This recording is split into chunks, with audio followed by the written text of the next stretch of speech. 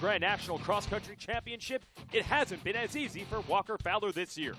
But at our last stop in South Carolina, he reclaimed his real estate atop the podium.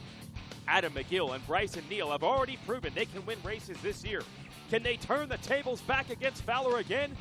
GNCC Racing rolls into the X Factor Ranch in Peru, Indiana, live now on RacerTV.com. Are you ready to go GNCC Racing?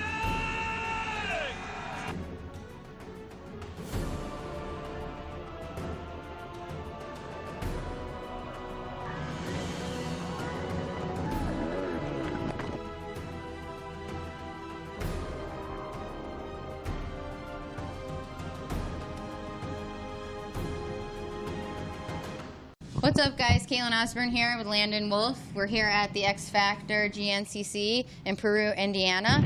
Track's looking great out there, but let's talk about what happened last race. Yeah, last race we had a good race going. We were at Camp Coker Bullet.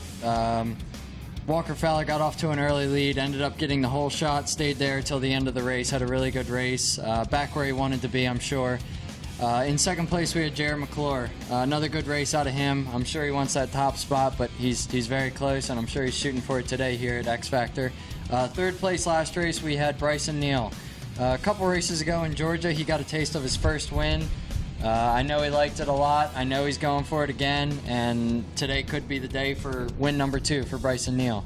As far as XC2 goes, last race, got a good class, got a lot of competition, but Hunter Hart came out on the top step again in good fashion.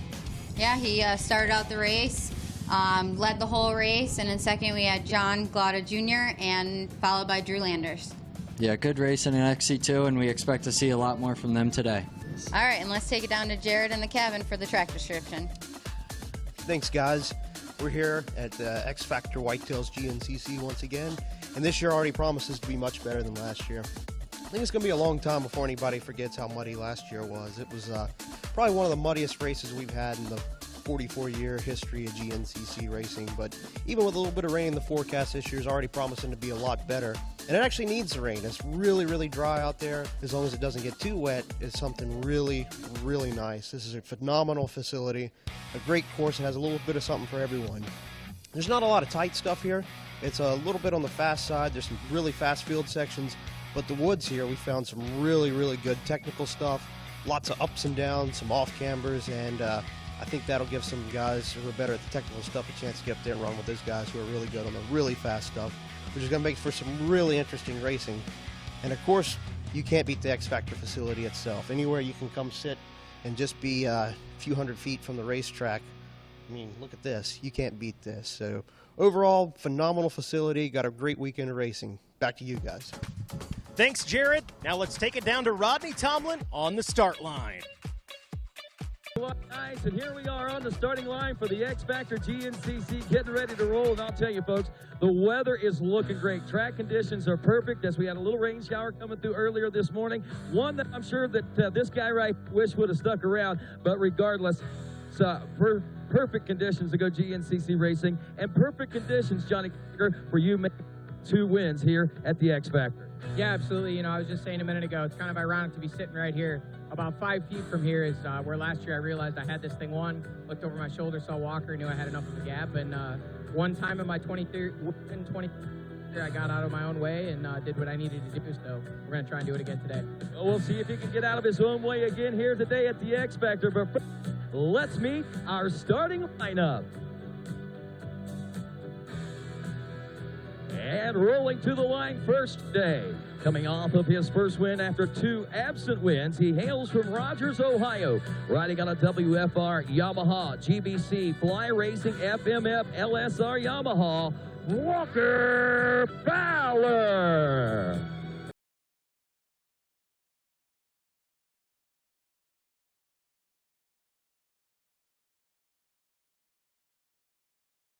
Riding aboard the number 2 out of Bidwell, Ohio, on a B-Nail Motorsport CST tires, Hauser Racing back Yamaha, Bryson Neal.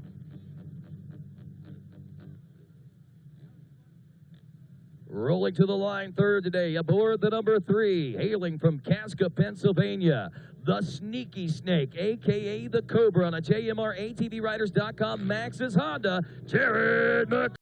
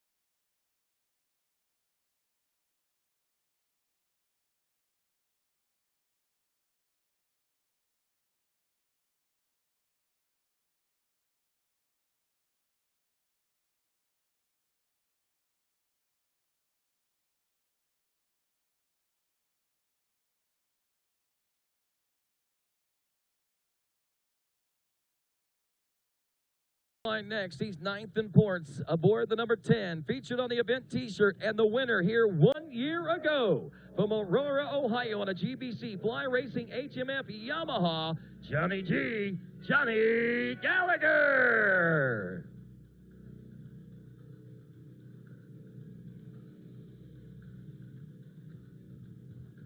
Rolling to the line next, 10th in points aboard the 741 from Myersville, Maryland, on a GBC Motorsports RJR Solo Pilot Suzuki, Wesley Wolf.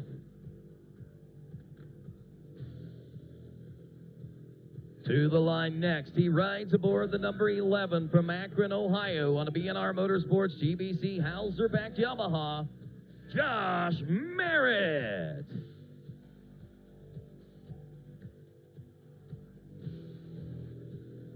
Up next, the 201, a former overall morning class champion, hailing from Carroll, Ohio, on a Pierce Performance Moose Racing Spider Graphics Yamaha, Cody Collier.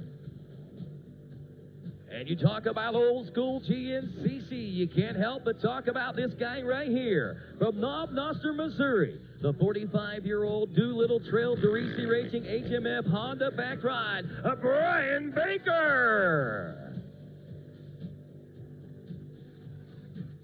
Up next, the number 12 and a former XC2 Pro champion from Ithaca, New York, on a Goldspeed Waynesburg Yamaha, backed by Custom Access, Greg Cobert. And last and certainly not least, aboard the number 15 from Grain Valley, Missouri, on a Spider Graphics Shockworks Motorsports GBC Tires backed Honda, Tucker Wyatt. And that, ladies and gentlemen, your starting lineup, 15 strong, as we roll into round number 6, the X Factor Whitetails GNCC here in beautiful Peru, Indiana, my friends. I'll tell you what, weather forecasts have been calling for rain showers on and off all weekend. And finally this morning, we got the word some scattered showers were in the forecast. We got a little scattered sprinkle earlier this morning, which literally may have made the track near perfect conditions out here in some of these open field sections and back in the woods. As Ricky Towery signals to these riders up here to fire them up and warm them up, we're about 2 minutes out from the start of today's race. So we are going to get things rolling here in a few minutes. But let's kind of set the stage here. May 20th, 2017, a day that will live in the history of GNCC as Johnny Gallagher posted his first win in his 23-year XC1 pro racing career. Can he make it 2 wins here at X Factor in his 24th year of racing and at the age of 40 years old? That is a big question, but there's a lot of things going on in a lot of people's minds right now. We are quickly approaching the possibility of a 45th straight race that Chris Borch, the winningest GNCC racer of all time, has not won a race. Today, though, could be a little different story. He is hungry, and he is ready to go. Talking with him earlier this morning, he has got the desire to win as much as any time in his racing career, and he says it's a matter of putting all the pieces together. Will they fall in the right places today? We'll find out as it all begins in less than 1 minute now. Less than 1 minute to go here at the X Factor Whitetails GNCC. And now folks are starting to get a little bit nervous. The crowd is joining us here in IXCR country, and we are ready to get this thing underway right now as all attention turns to Ricky Towery, and Ricky Towery says, shut them down, guys, shut them down, shut them down, shut them down. We are ready to go racing here at the Whitetail. And I got to ask you, Indiana, are you ready to go GNCC racing? Well, I got to tell you, for being in IXCR country, I'm a little disappointed right now, but I'm going to give you guys one more time for redemption because I know what the heart of IXCR is like. And I'm going to ask you one more time, Indiana, are you ready to go GNCC racing? 10 seconds. And row number 1, the XC1 from row here at the X Factor Whitetails GNCC.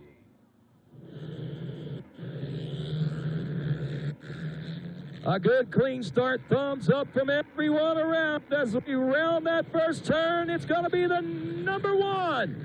Walker Fowler grabs the hole shot. Marty Christopherson on number 8 right there. But Walker gets the $250 hole shot award as we get to the XC2 Pro-Am. Hunter Hart, Drew Lander, Steve Covert, Tanner Walker, Zachary Dean, Brody Livingood, Kenny Schick, Ben Kowalewski, Matt Lindell, Travis Brandt, Jay Shadron, Jay Wagner, Shane Patton, Austin Gorley, Austin Abney, and John Glott are ready to roll in 10 seconds.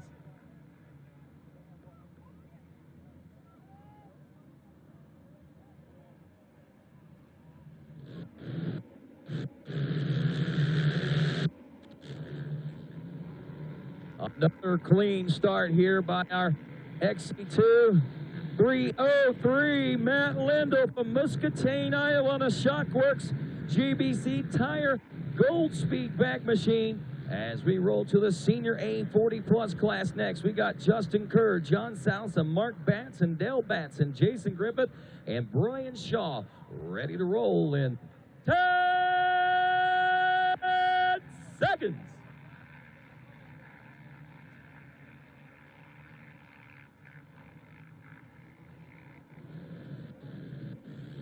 Senior A off and rolling now. Who's going to grab? Oh, up on 2 wheels, but he still maintains the early lead. A quick check up from the neck up there. And we head now to the College A, 16 to 21-year-olds. Joey Lambright, Andrew Bankoski, Kate Vanderpool, Tyler Swindle, Logan Weishauer, Matthew Blankenship, Aaron Gorley, Joseph Yerkes, and Dylan Carnwell, Noah Miner, Ben Berger. 10 seconds.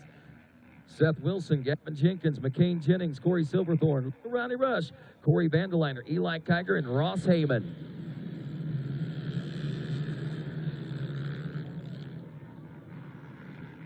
College A.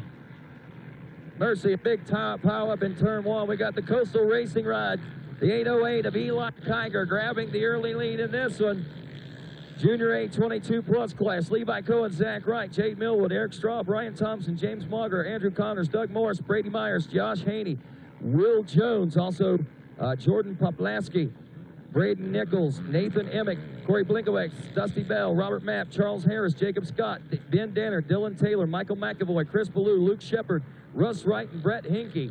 All ready to roll on Ricky Towery's cue as he readies this next row of riders, 26 strong in 10 seconds.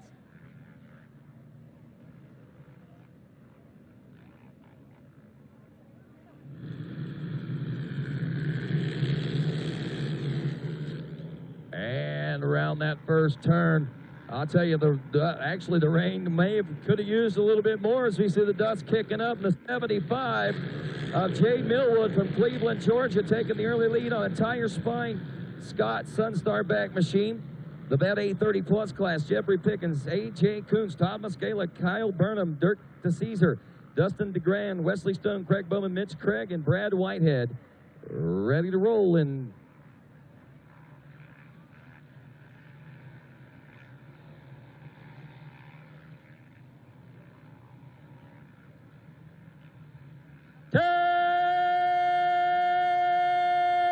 Seconds.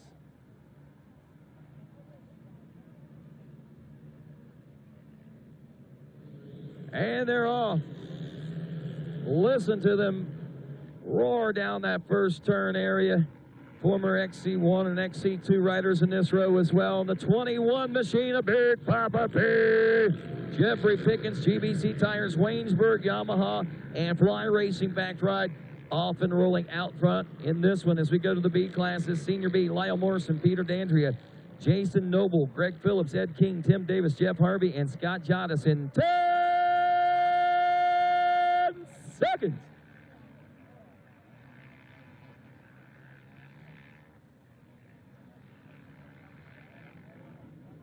Wow. That early lead right now. What a great jump off the line. Oh, and he actually gets taken over. And the 392 is going to take the early lead. I believe that was Ed King that got the early jump, but 292, Peter Dandry, I believe, going to get the early lead. College B class coming up next. Jeremy Ladon, Trey Redmond, Peyton Dalton, Ben Wise, Wilson, Jason Dawkins. 10 seconds. Colton Dobbs, Ronald Howard, Alan Daniels, Ben Peterson, Cody Weller, Carter Kearns, Alec Vanderpool, Hunter Harris, Lane Boyle, Lane Laffner, Michael Myers, Jared Lambright, Chase Allison, Austin Straub, Colton Kendall, Rhett Cox, Cale Howard, and Joseph Cummings.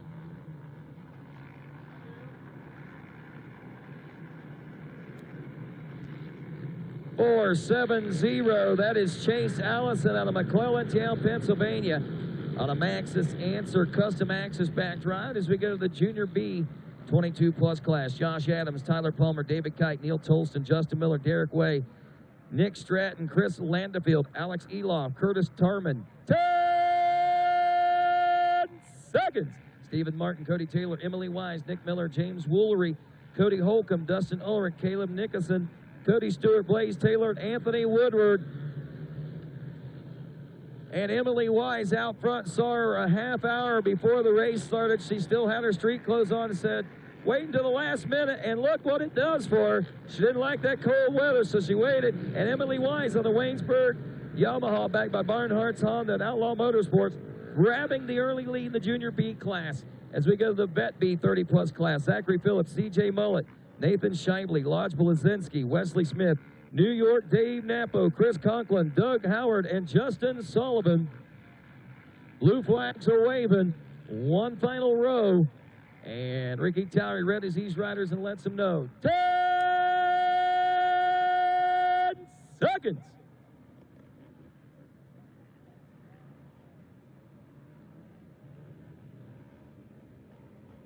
And they're off as the sun rains down on us now.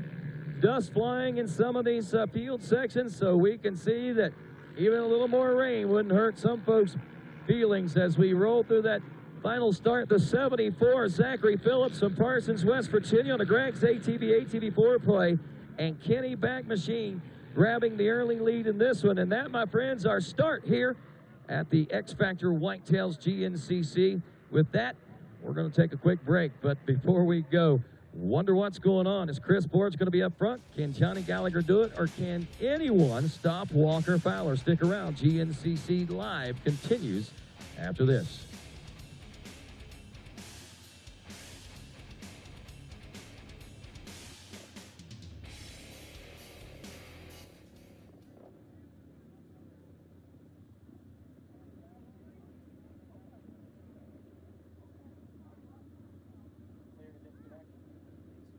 Guided weapon of choice hunts for all groups of all. Whether you are looking for a 150 class or 600 class deer, X Factor Whitetails can suit your needs. We offer guided weapon of choice hunts for all groups of all sizes. From the time you arrive at our location, you'll get the 5-star service. We boast the capability of sleeping over 20 people comfortably. Book your hunt today. Call 765-244-0170 or go to xfactorwhitetails.com. We handle your races, your jumps, and your trails. Isn't it time you give your daily driver the same love? AMSOIL Signature Series Synthetic Motor Oil delivers 75% more engine protection against horsepower loss and wear than required by a leading industry standard. AMSOIL also offers a full family of ATV, UTV lubricants, giving you above and beyond fortification for your weekday and weekend vehicles. AMSOIL, devoted to protection. I'm a sore loser. I'm a sore loser. Losing is not an option for me. Be the best. The best? The best. You have to have the best equipment under the hood. That's why I only use Cometic products in my engines. Cometic gasket. Cometic gasket. Cometic gasket. Cometic gasket, a superior quality gasket for those of us who demand the highest level of performance. We are American motorcyclists. We are members of the American Motorcyclist Association. Racers, fans, and crew. We come together for this sport we love, to race together, to grow together. We start young and not so young.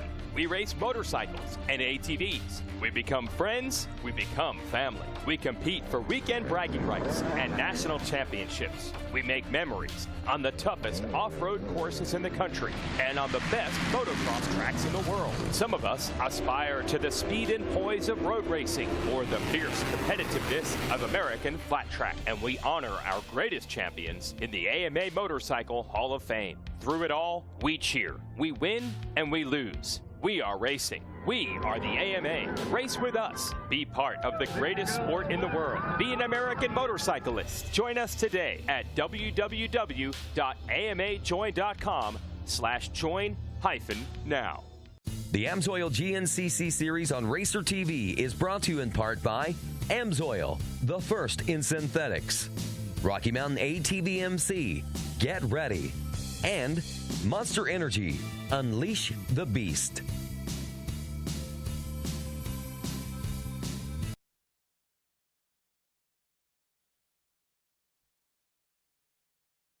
Landon Wolf and Rodney Tomlin here in just a moment. Well, I was quiet, now I'm hot. There we go. So again, welcome back to GNCC Live. Mikey Wayne's here. I'll be joined alongside Landon Wolf and Rodney Tomlin here in just a moment. We're here for round number 6 of this 2018 AMSOIL GNCC Racing Series, an AMA National Championship for the X Factor Whitetails here in beautiful Peru, Indiana. Got an 11-mile course for you today, flat terrain. Now, you know what? I kind of take offense to that. Not really. I'm from Indiana, and this isn't as flat as a lot of Indiana, let me tell you. But compared to some of our other GNCC courses, it is a little flat. But beautiful woods section and some wide open spots as well for these guys to do some racing today. So want to welcome you out here. Thanks for tuning in and joining us here. We've got 2 packed hours of racing action. You think back to 2017, Johnny Gallagher picking up his first career win. Can we see some more of that magic today? What is in store for us? Stage is, well, it's not set. It's underway. The show is underway here. Right out of the gate, we had Walker Fowler getting the hole shot. I think we're going to take a look at those hole shots here. And there we go. How about this? Monster Mile replay. Look at that, hard on the throttle and not too far behind him. Was that Walker out in front? I didn't get a good look, but here we go. Here's our XC1 riders working there. There's Cole Richardson, the Cole train, working his way through the pack up through this Monster Energy Mile. These guys unleashing the beast early in this one. How about that? Getting some great shots at these guys. There's the rest of the pack as they roll through. Little difficult to see the number plates on these guys, but that looked like one of our XC2 riders. Matt Lindell with a great start out of the XC2. He was our points leader up until last race. Hunter Hart, our new points leader, but Matt Lindell with a whole shot this morning, and he is keeping it going. So getting a look here at the Monster Mile. And seeing these guys work through the Monster Mile. All right, so now we're going to take a look at the Google map. There's more than just that little bit of the track. We're going to take a look at everything with, I believe, Jared Bolton talking us through it. No, we're just going to get a shot of it. Just me. All right, that's all right. Track map right there. We've got about an 11-mile course. Yeah, they're throwing a curveball. That's all right. You can see a little bit of everything here at the X Factor. A beautiful, beautiful facility for some great racing. Again, about an 11-mile course. You can take a look there. There we go. So there's our coverage areas as far as RacerTV goes this afternoon. Highlighted in the white there. You can take a look there at the Monster Mile, as well as the FMF PowerPoint there. Looks like it's been in between the 6 and the 7. And you'll have to forgive me. Landon, you had a chance to race this track this morning. What do these guys have in store for them here at the X Factor? I'd have to say one of the best tracks of the year. I know I say every time that the guys did a great job laying out the track, but this X Factor facility gives us one heck of a facility to come here and race. This morning it was a little wet at first, dried up quick, track turned into primo conditions, and about halfway through it started sprinkled, put the dust down. Field sections are back to perfect, and I'm happy for it. I think they're all gonna love it. The woods, honestly, I don't think the conditions could be any better, especially after coming from here last year. Oh man, this was basically a pond. So. Yeah. No, this year the track is beyond perfect. I think these guys are really going to love it. I was just down there at the maybe 1 mile marker. Actually, maybe no, not there. But at the 1 mile marker, there are a few tough situations down there. They had a couple little jam ups. People eventually got through them and moved on. But as you can see here, like in the Monster Mile, you got a little creek section, some hill climbs, and as that water gets drug up onto the track, it does get a little slick, and it can be tricky, but these guys will navigate through it as the track gets beat in. I think it'll be just fine.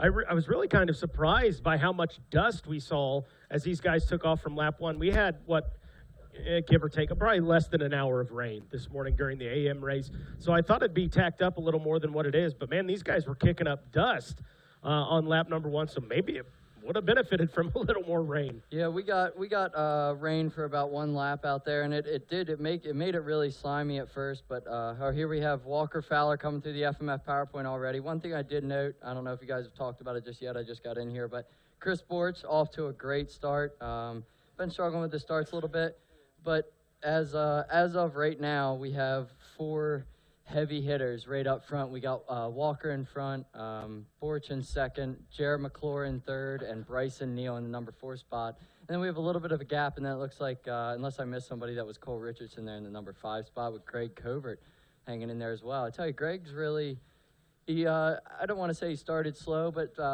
first year in pro, I think. Yeah, and, correct. Yep, rookie season. Yep. So yeah, he had to get his feet wet, but he's really coming around here at the end of in the middle of the season. But then we got a youngster battle there. We got Josh Merritt and Marty and Tucker Wyatt, Wesley Wolf, Adam McGill buried back there. He's not a youngster. He is not a youngster, no.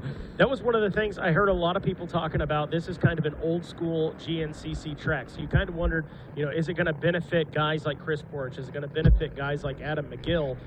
Well, so far, Borich off to a great start, but McGill not so much. Yeah, I mean, this is a great track for these guys, but I actually talked to Borch a little bit before. Borch has always been good in these. He's always been the field section master. There we got Hunter Hart coming through in the lead of the XC2 class already. So he's making moves, trying to get up towards the XC1 class. But like I was saying, the field sections here are big, and I mean it's really only one field section, but it's a big one, and just a lot of flat corners. I think Chris will really seem to like them. They should work to his favor, but we'll see. We'll see. Time will tell. We actually have a great view of a little bit of the field section here in the booth. Yeah, one of the, right after the first lap, it was nice. Got to see all those pro guys coming right through out here in front of the booth, so we should be able to keep you well informed today. So now we've got, oh, that's not good. Seats off of the bike. Yeah, Monster Mile got him. Look at the Monster Energy can in the back. He's probably wishing there was a little bit of fluid in there.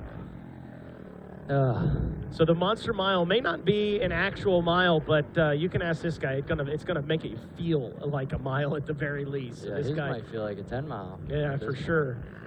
That's a shame. First lap, it sucks to come all the way out here and have that happen on the first lap, but gonna be missing a good track. I think we got a good day of racing ahead of us.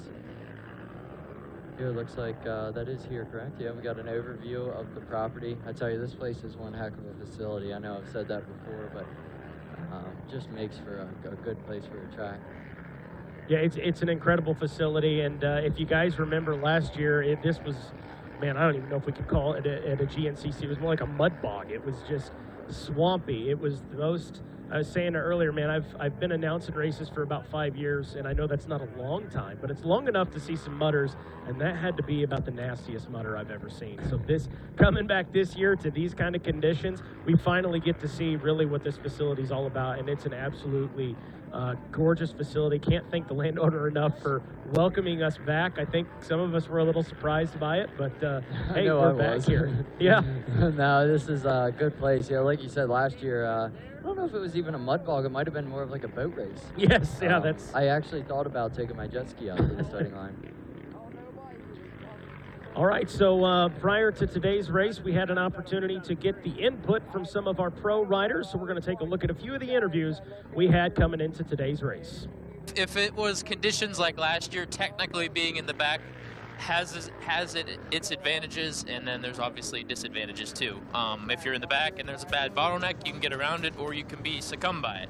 Last year, he got through everything. I went from last to second behind me on the first lap, and then we kind of tag team the last lap. If I get stuck, you help me, or yeah, I'll help you, and if you get stuck, I'll help you. So we had that game plan last year, and it was pretty sweet. But when we were inspecting the course yesterday, I'm biking it, and I'm like, okay, I remember this, but I definitely don't remember anything before and after this. So it's pretty incredible to see what this course actually looks like, because up till this year I had never looked at tracks for years. I didn't bike, I didn't walk, it wasn't necessary.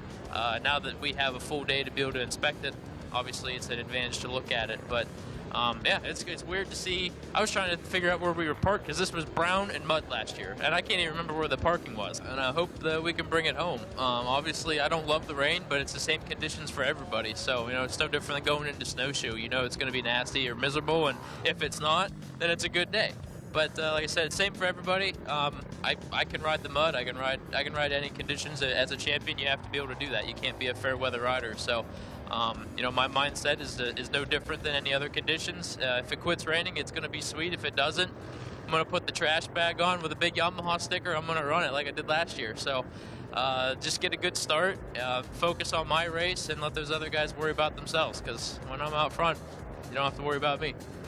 Yeah, I actually came here at the IXCR for the $2,500 Pro Challenge, and it was dry, and I was getting really excited because that was a good time here at this track. Wasn't raining. It was similar conditions before this rain started, and now it's raining, and I'm slowly getting sad. If it comes down to it, I'm hoping it doesn't rain that much, that we need that kind of patience. I know there's I bike the whole track, so I know there's a ton of lines out there, and it's just getting to that non-deep, rutted up line, and just finding the smooth, non-muddy line. Yeah, pretty consistent season overall there. Got second last race, was really excited about that. Getting back on the podium. Like you said, consistency kind of seems like it's key. Some guys have problems. Helped me out a little bit in the points, moved me up to third in points. So, you know, excited about that. You know, and even looking at the points, you know, Fowler's not that far ahead. It's still possible to, you know, try to go out there and get a win, gain some points. You know, it seems like first or second is where you really gain the points on these guys. So, you know, really would like to get a win. It's been a while, you know. Last year I almost had one at Ironman, and, you know, this year, you know, got a little momentum there with the second. I'm feeling good. I worked real hard the past 3 weeks there we had off, did some local races and dialed in the setup, so I'm pretty excited. for the track here today. I think, you know, if the rain holds off, it'll be a little dusty. If it does rain, it might be near perfect, so rain might not be a bad thing. I guess just go out, have a smart race, and we'll see how it goes. You know, obviously coming in here, expectations for myself were pretty high. 23 years in the XC1 Pro class coming into this race last season, and it was the first time I ever managed to get out of my own way and ride the way I know I'm capable of and actually take it to the finish. Over the years, I led a lot of races and led quite a few right down to the end, but this is the only one I was able to carry it to the checkered flag. So it was a pretty great feeling crossing the finish line. Definitely wanted to have already replicated that feeling by now, but a year later, I think it's definitely time we try and do it again for sure. So here they come into the finish line section for the first time around. We still got Walker Fowler out front, Borch in second, McClure in third. I think, as looking at the track, I think it's going to be a lot of tight races today, a lot of speed, and here they actually come here in front of the booth. One thing I did say to take notice, you got to watch the points out here in these fields. And then we got Bryce and Neal right there in fourth too. I think the dust might hold them back a little bit out here, like Mikey was saying just a little bit ago. We got a little bit of rain this morning, and we almost could have used just a hair more. Oh, that's exactly what I was feeling like as well. But I'm going to tell you something. Here we are. We're in that scenario where Walker Fowler does not like to be. He has got shadows, my friend. Chris Borch, the winningest GNCC racer of all time. The sneaky snake, Jared McClure, right where he wants to be. The Bidwell Bullet, Bryson Neal in fourth, and the Cole Train, Cole Richardson, right there in the fifth place position. And some of the GNCC elite nose to tail as they ran through there. Now, Richardson's about 23 seconds off pace, but if you start doing the math, 0.4 of a second is what Chris Borch checked in behind Walker Fowler. That's a half second. Here comes another battle, it looks like. Josh Merritt. Greg Covert right in front of him. Those two guys are look like they're putting the hammer down, going to try and catch that lead pack. A little bit of dust, couldn't make it happen. Here comes Adam McGill and Wesley. Wesley just gave Adam the go-ahead, say, I'm going to chase you around a little bit. Got a little bit of experience. I'm gonna follow you. Marty Christopherson and Cody Colley are right behind them. So really, when we start looking at the big picture here, I mean, the top four guys are really tight. They're within about 5.5 seconds from first to fourth right now. 23 seconds back to fifth place. There's Hunter Hart coming through the finish line section. He's on the gas. Tucker Wyatt behind him, but Hunter Hart moving into, where's he at in the overall? Fifth place overall. Fifth place overall for Mr. Hunter Hart. That's it's pretty impressive. Wow, I tell you, remember last year we were here at the end of the first lap. Hunter Hart was actually leading the overall. That's what we were just talking about that last night. Me and Chris were battling for fourth, and Hunter Hart came up behind us. He was there. He actually ended up getting stuck. I think he was leading the overall, actually, yeah, first lap. We only ran 2 laps, but first lap he was leading the overall, and as of right now, he's off to a really good start. So here we are. We're jumping back into the starting line section. They run past the starting line section, run a little bit of woods, and then they jump back out into this open stuff. I mean, let's see. We're drag racing some cars here. Look at I think that. they're fast. They are. I think they're breaking the speed limit right there. Here comes second place here in front of the booth. That's unless I missed somebody, Austin Abney, and then Drew Landers hot on his heels. And then we got here's a big name that I was meaning to mention earlier. Jay Shadron is back from XC1, running XC2, but he's pulled in. Oh, he got penalized. Yep. Oh, he did? Yeah, he just got, Jeremy was there holding him. Jeremy was there holding him, what, 30 seconds maybe? Yeah. But he must have jumped the start, I would guess. Yeah, that might have been a false start at the end, firing up the engine or something like that.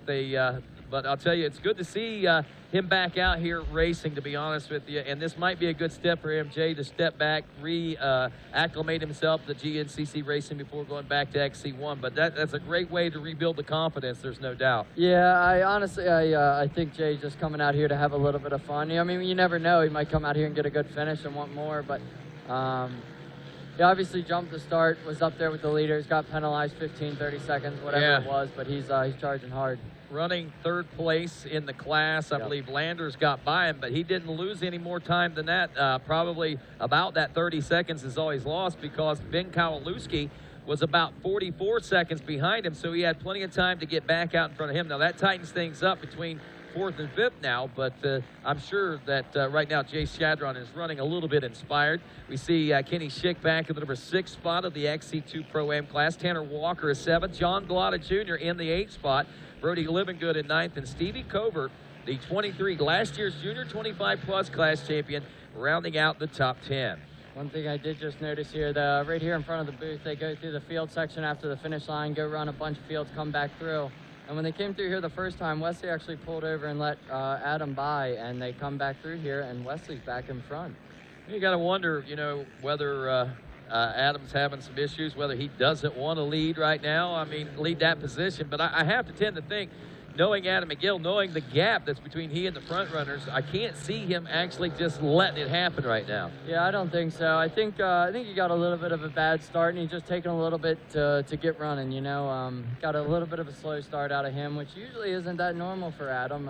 He usually comes out swinging, but definitely a little bit of a slow start for him, and we're going to be looking forward to him coming up through the pack. Well, last year's winner, Johnny Gallagher, checking in at 12th place in the XC1 Pro class. That puts him down a little farther than that as far as the overall is concerned. And don't know, maybe the pressure may be getting to him or something like that, but tough break for Johnny Gallagher. We can only hope. Right now, 16th place overall.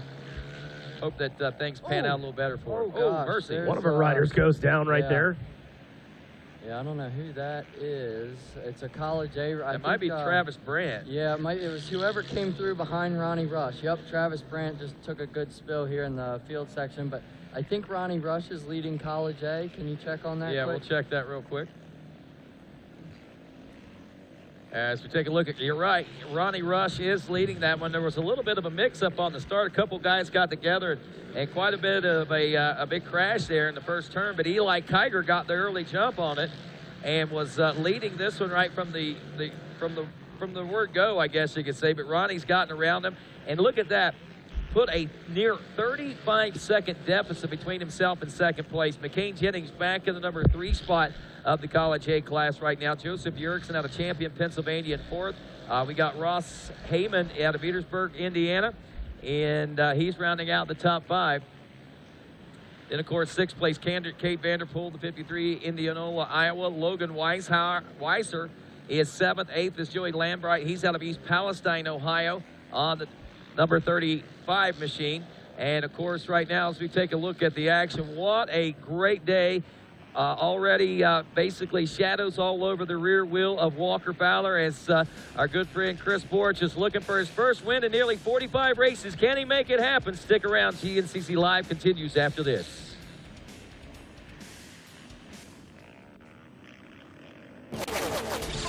I'm a sore loser. I'm a sore loser. Losing is not an option for me. Be the best. The best. The best. You have to have the best equipment under the hood. That's why I only use Cometic products in my engines. Cometic gasket. Cometic gasket. Cometic gasket. Cometic gasket, a superior quality gasket for those of us who demand the highest level of performance. Whether you are looking for a 150 class or 600 class deer, X Factor Whitetails can suit your needs. We offer guided weapon of choice hunts for all groups of all sizes. From the time you arrive at our location, you'll get the 5-star service. We boast the capability of sleeping over 20 people comfortably. Book your hunt today. Call 765-244-0170 or go to xfactorwhitetails.com. Are you ready to go? GNCC Racing!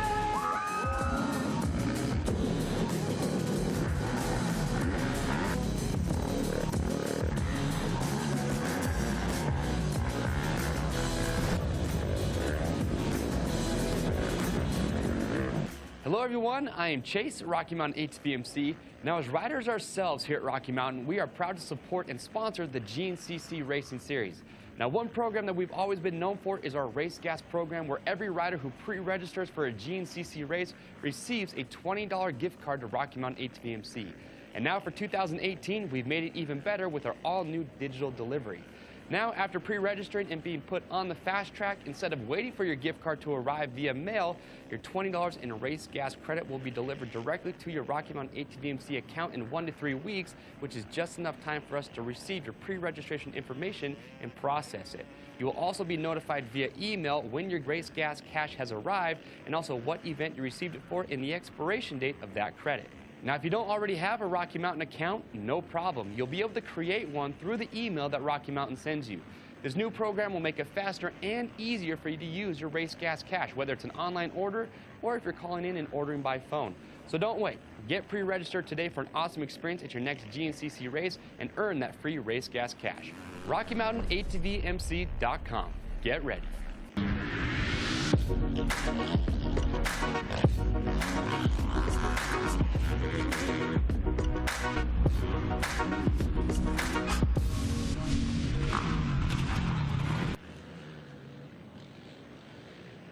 And welcome back to GNCC Live. Rodney Tomlin along with Landon Wolf and Mikey Waynes. And, of course, we are at the Monster Mile here at GNCC's round number 6 X Factor Whitetails, and our leaders making their way through. Of course, Walker Fowler out front. Chris Borich running in that number 2 spot as he is shadowing the now defending champion and 3-time champion Fowler, with Jared McClure, Sneaky Snake right behind him, and literally right behind him on that rear grab bar, 4th place, Bryson Neal aboard the number 2. That's the way they went into the Monster Mile. We'll see what the mile does to them out here in just a few moments, but about a 25-second break back to the 5th place ride of the Coltrane Cole Richardson.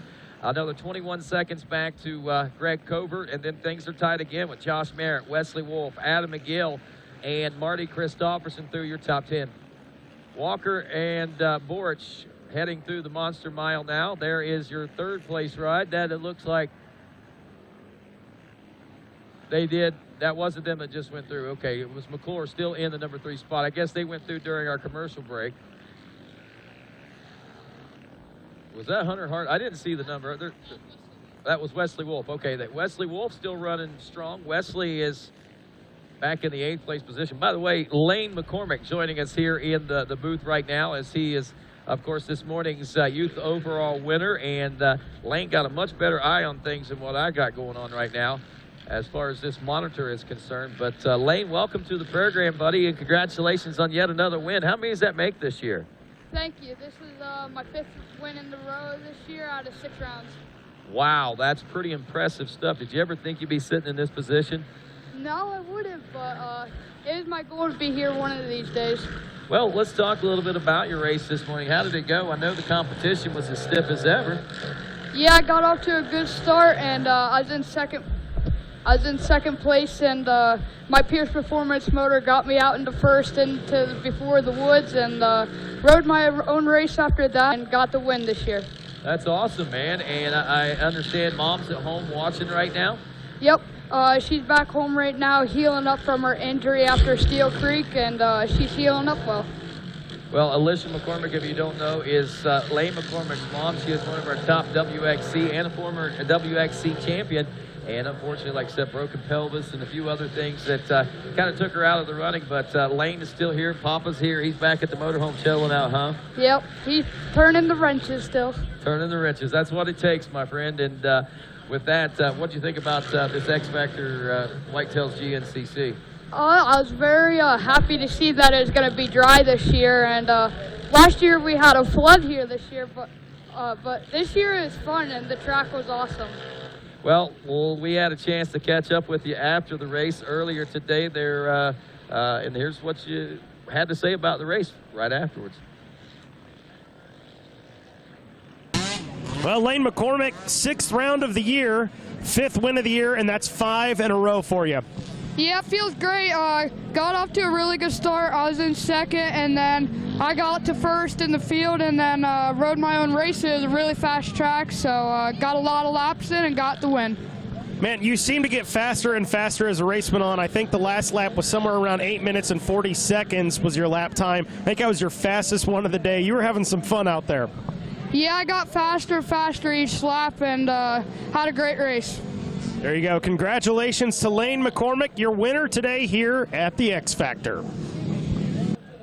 Awesome. Well, Lane McCormick, great race for you today, Lane. And like you say, 5 in a row. What are you hoping to achieve this season? I know you won the championship last year. How can you better that this year? Well, my plan was to beat the record, and I'm pretty sure that's 12 for 13.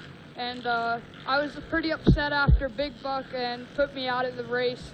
So I just got to keep the consistently going this year. All right, let me ask you, is it Hunter Hart that owns that 12-win record?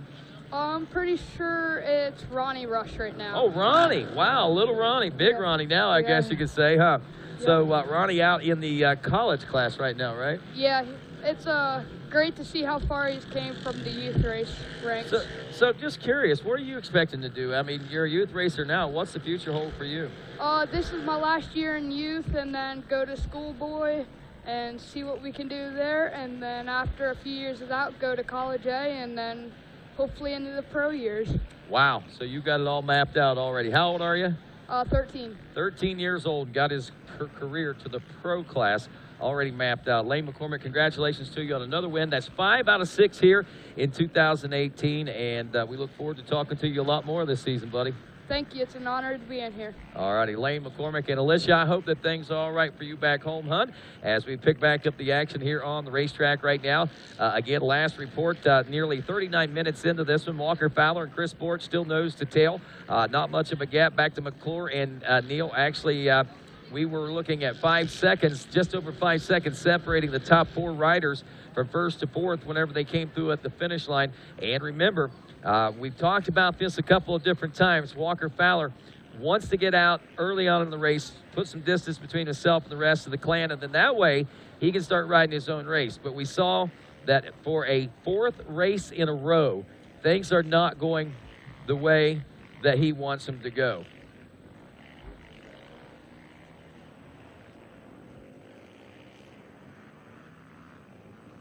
And of course, with that, coming back here to the X-Tail or X-Factor Whitetails property, I know that Walker Fowler is looking for a little redemption after last year. He was looking at 13 wins had it not been for Johnny Gallagher's infamous win in his category, but famous win in everybody else's category that took place. And with that being said, being here talking about X-Factor Whitetails, this particular facility, we had a great time here last year. And in the meantime, since we've been back, there's been a lot of big deer that have been taken out of here. And this place is great. Have you seen any of the pens where all the deer and stuff are? I have. It's pretty impressive. The deer out here are massive. I mean, I'm not even sure if they're deer. They're definitely like deer, but they are impressive. And some of the mounts that they have are, better yet, the XC1 trophies today, they're going to be worth a look for sure. I mean, whoever gets to take that home, they almost look like moose antlers. There's no doubt about it. Yeah. Well, I tell you what, you wonder a little bit more about this facility. What is X-Tail White Factors all about? Well, Rachel Goodish had a chance to catch up with the X-Factor Whitetails owner. Hey, everybody. This is Rachel Goodish here with Russ, the property owner here at the X-Factor GNCC. So tell me a little bit about how you got started with this place. I used to go to Canada, Alberta, Canada, to deer hunt. And I'd get on that plane, and they'd be 250 hunters on that plane, and I'd meet them and stay 10 days and come back, and a lot of those hunters would still be, they'd be crying, they'd be tickled to death, they'd be froze to death, they starved to death. So I bought a semi-load, I fenced in 1,700 acres here and started breeding my herd from Alberta, Canada. And a few years later, I come up with found a deer that was named X-Factor. So I bought him, and he grew to be the world record whitetail deer in 2010, and I named him X-Factor, and that's how we got the name X-Factor Ranch. Gotcha. And what was he scored as again? 510 inches. Now, for reference, what's a good wild deer shot in the wild score at? A good one would be 140. That's really impressive. And our overall winners are actually going to win some of those antlers, you say? Yes, this trophy back here, this is a 2-year-old deer, and those are sheds off of a 2-year-old deer, and we put them on that fake skull, and that'll be given to one of the winners here. Very cool. Thank you very much for your time, Russ, and back to you guys in the studio. All right, hey everybody, thanks a lot, Rachel. And wow, did you see it? Yeah, I guess you have seen that, haven't you, Landon? I have. It's something else. It's definitely something cool to see. Well, as we pick up the action here, I think we're out near the, the 7.5 mile marker out near the FMF power point as we watch our riders out here. I think this actually could be wrong. I think it might be the Monster Mile, actually. I think they're making their way to the FMF PowerPoint. Yeah, this is the Monster Mile. This is at the 5 mile marker. I think the leaders should be coming into the FMF PowerPoint here shortly at the 7.5. All right, yes, that mile marker number 5 is your 7.5, or is your 5 mile marker. All right, we do have a replay of the FMF PowerPoint, though, as we take a look at what happened with our leaders. Here they come. This, I think this is actually the first lap they came through. They were nose to tail, and I think as of now, they are still that way. But it was Walker Fowler, Chris Borch, hot on his heels, Jared McClure, and Bryson Neal. It's going to be a 4-way battle for the lead. I think for most of the day, I think it's going to be a good day of racing for that top spot. You know, we know Walker Fowler is a seasoned champion at this point, as he's got 3 championships under his belt. But you know, we've seen, I don't want to call it a chink in the armor, but kind of the chink in the armor is exactly what he says that he don't want to happen if they are with him throughout that entire first lap, because his intentions is to pull away, get as much a gap as possible, then ride his own race from that point on. He can pick his lines and do whatever he wants. He's under this pressure, it makes it a lot more difficult for him. And quite likely with Chris Borch being back there, you almost have to wonder if there's some of those old feelings from 4, 5, 6 years ago when those guys used to go at it like this, race after race after race for 2 solid hours. Whether or not that's starting to creep back into his mind, and whether he's starting to feel that old Chris Borch come back into play. Yeah, the other thing to take note about this is it's always easier to follow than it is to lead. It's always easier to watch somebody go through the stuff and then see how their bike deals with it, and then you can put your bike through it. So Walker definitely has that against him right now, and definitely not where he wants to be. Like you just said, he likes to get out front, he likes to take off to where nobody's following him, but and that's what works. I mean, that's common sense. It works great for him, but Chris Borch has got him right where he wants him right now. This is definitely what he wants, and I think it's been, what, 3 years since Chris has got a win? It has been 3 full seasons and now 5 races. 5 races in. The calculations are 44 races dry without a race win so far for Chris Borch. Yeah. This could be 45, but I was giving him heck about it today. Let's not let it go that high. We'll see whether or not it happens or not. But right now, like you said, this is probably some of the best position he's been in, except for Georgia earlier this year. In that entire 3 years, I mean, this is a pretty intense race. Chris is at probably the best level mindset. You know, that first year he was on the Yamaha and he couldn't adapt to that. And then the next couple of years he was trying to find not only the setups he was looking for on his Suzuki, but also trying to catch back up to that pace that had quickened, that, you know, he didn't think at first it had really picked up, but later on admitted, yeah, the pace is a lot faster than what I realized. Now that he's found that pace, it's a whole different ballgame, possibly. Yeah, these guys are running, I mean, each year the speeds just go up and up and up, and most of them adapt to it, and they just keep pushing and pushing and pushing.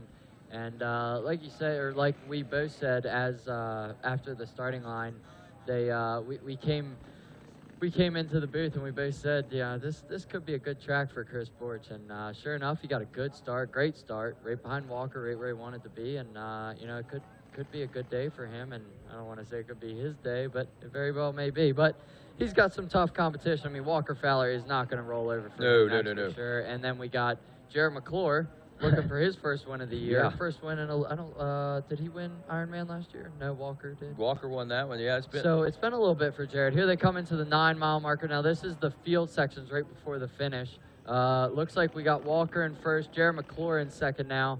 Chris Borch still right there. Maybe just took a bad line, something like that. And then Bryson Neal still hanging in there. So they're going to run through this little field section here, and then they jump out into the massive field section right behind the finish line here that is wide open. Wow. Look at this. I mean, that off-camber stuff coming up out of those woods like that, that is that old school field that we were talking about. Hammered down, Walker trying to stretch it out. A little bit dusty, but they aren't treacherously dusty like could have been had we not got a little bit of rain. Yeah, I think I really can't ask for too much better conditions. I mean, there has to be a little bit of dust, there has to be a little bit of mud. That's just, on a course this long, that's just how it's going to go. But these guys are in sync. I mean, they're coming around these corners. You see Walker hop off side of seat, Jared hop off side of seat, Chris hop off side of seat. They're one after another. I think it's going to make for I'm kind of already excited for the finish of this one. This is going to make for a good day of racing. I can Looks only like Bryson's dropped back, I don't know, maybe 3 or 4 seconds. Maybe just made a small mistake, but I'm sure he's going to want to close in on that group just to keep them in sight. But I tell you what, they have created one heck of a gap already. Cole Richardson still holding down the number 5 spot, but he definitely looks like he's charging really hard. I saw. I think that Cole might have actually closed that gap up a little bit when you start looking at it. It was about a 23-second deficit back there, 24 seconds nearly. That almost seemed a little bit closer, but then again, it might be the fact that Bryson Neal might have backed off his pace a little bit by a few seconds. Right. It's got to be tough. I mean, Bryson's in a good spot being back there in that 4th place position, but whenever we're out in these open fields like we just saw right there, you start to see that stretch out a little bit. You got to wonder if that starts to play into his mind a little bit, or whether he's thinking, okay, we're heading back into the woods here in a few minutes. I'll get right back up there with him. Right. One thing I wanted to mention quick before they come to the finish, I talked to Steve Feehan just a little bit ago. I don't know if you guys have noticed, Devin Feehan is not out on the track right now. He looks like right before the race this morning, he was having some issues. Feeling really bad, then it would kind of flare off, come back, and actually went and saw the trackside medics. They took care of him.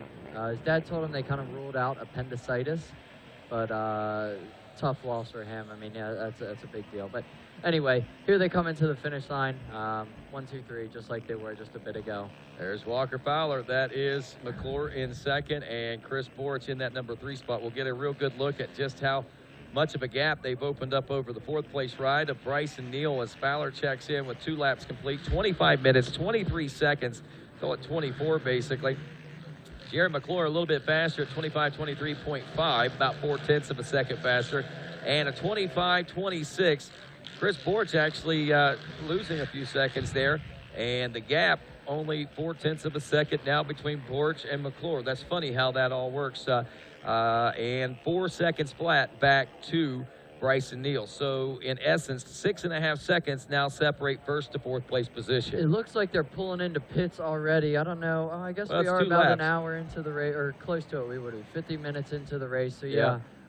They are pulling into pits. Walker pulled in 1st and is out in 1st. Chris pulled in 3rd and is out in 2nd. And Jared had a little bit of an issue there in the pit. He came out in 4th, I believe.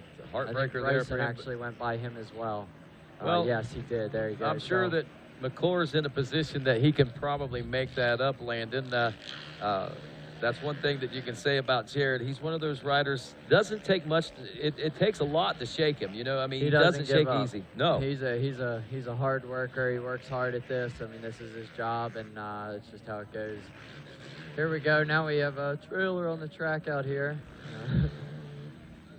There we got Adam McGill coming through. It looks like he did move through some of the people that he was trying to get through, so he is making advancements towards the front of the pack. But Josh Merritt having a pretty good run out there as well. I'm sure he's trying to latch onto the back of Adam right now and watch him, follow him. Well, he's doing a pretty good job of it. Richardson is back. Wow, I thought he was closer, but that's 47 seconds now that he is behind Bryson Neal. It felt like when we were watching it, for some reason, it seemed to be closer, unless maybe he lost a little bit of time. But regardless, Adam McGill, 22 seconds behind him, and 3.5 seconds behind him is Josh Merritt, you were talking about, having a good ride. There's Wesley Wolf in 8th. Hunter Hart checks, well, let's see if Hunter Hart has checked in 6th place overall. Oh, yep, right there he is, right there. So Wesley Wolf is out there. I guess he's 6th right now. And then Hunter Hart pushing hard, coming through the pack, that's for sure. So it looks like there's Greg Covert. Here they come out into this big field section. Like I say, this has always been Chris's specialty out here in these fields, and he just knows how to work out Suzuki through these corners. And wow. They opened up a little bit there when they pitted, but looks like they're closing right back in. There we're on to the pits now with a number 7, Hunter Hart, leading the XC2 Pro-Am class there, 6th place overall after time adjustments. Again, a year ago in this race, Hunter Hart was leading the overall after the first lap, had some issues, got stuck on lap number 2, and seen his opportunity for an overall win slip away. Johnny Gallagher took that win last year. Johnny Gallagher currently having not the greatest race that he was looking for. There's our leaders at the 2-mile marker again, and look how much closer Chris Borich is to that #1 machine now. Yeah, and then it looks like, well, Bryson actually, like I said, did move into the #3 spot in the pit, so he is in the #3 spot. Jared McClure, I don't know, just saw him come through here, maybe 3 or 4 seconds behind him, so maybe Jared and Bryson can hook up and work their way back up to Walker and Chris. And if they don't, we could end up with a 2x2 battle for first overall and a battle for that final podium position, which wouldn't be a bad situation and scenario to be in either, because that could be 2 good battles, I think, that we can watch individually throughout the course of this day. And we also got to keep an eye out on Hunter Hart still. That Snapple-backed rider, you got to realize that he is ready to snap into it and get that win. He's wanted an overall win since he got into the XC2 Pro-Am class, and he's the kind of rider that likes to break records and things like that.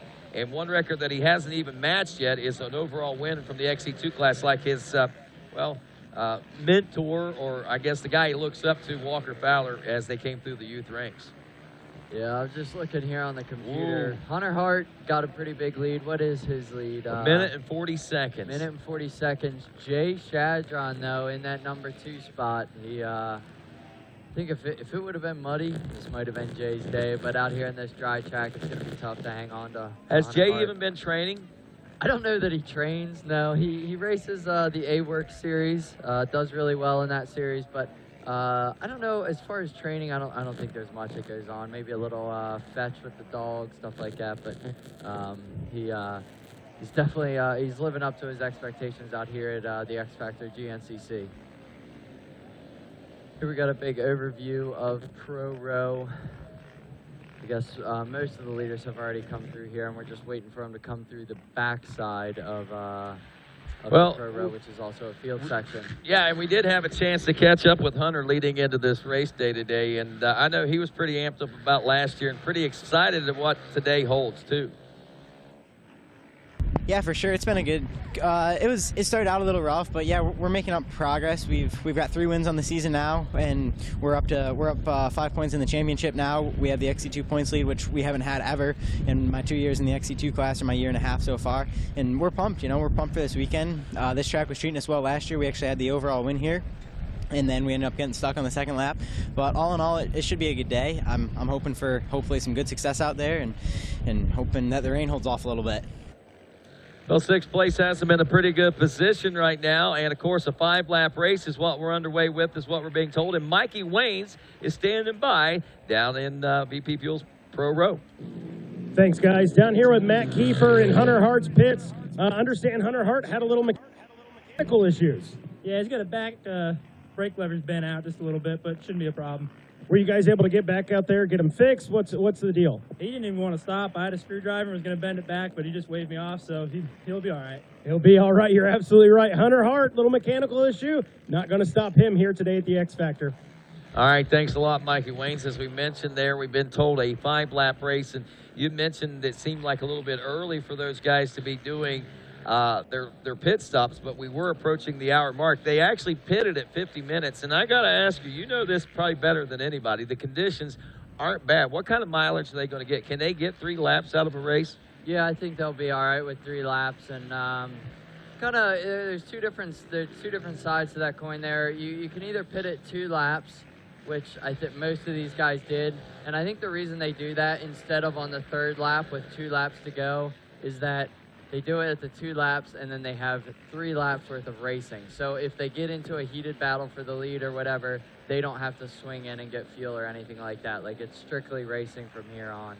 But yeah, I do think they can get 3 laps easily, unless, I don't know. Well, we did see the exchange there in positions. Did Chris Borich possibly sacrifice a little bit of gas to get in position, maybe for a later pit stop? I doubt it. Probably not. It looked like Jared struggled with his guide or something getting on his head, because Bryson Neal actually went by him as well. The only thing I'm not sure of is if Bryson pitted. I didn't actually see him pull into pits, so I would assume he did, considering everybody else did, but we'll see the next lap. All right, now looking at 57.5 minutes nearly into this race, and GNCC for a second time has come here to beautiful Peru, Indiana. And with this being the early spring still, we had an opportunity to go visit with some of our local schools. And, of course, Tim Cotter and a few folks went out and spread the word of, well, of course, GNCC Racing and the Good News campaign, anti-bullying and thinking positive.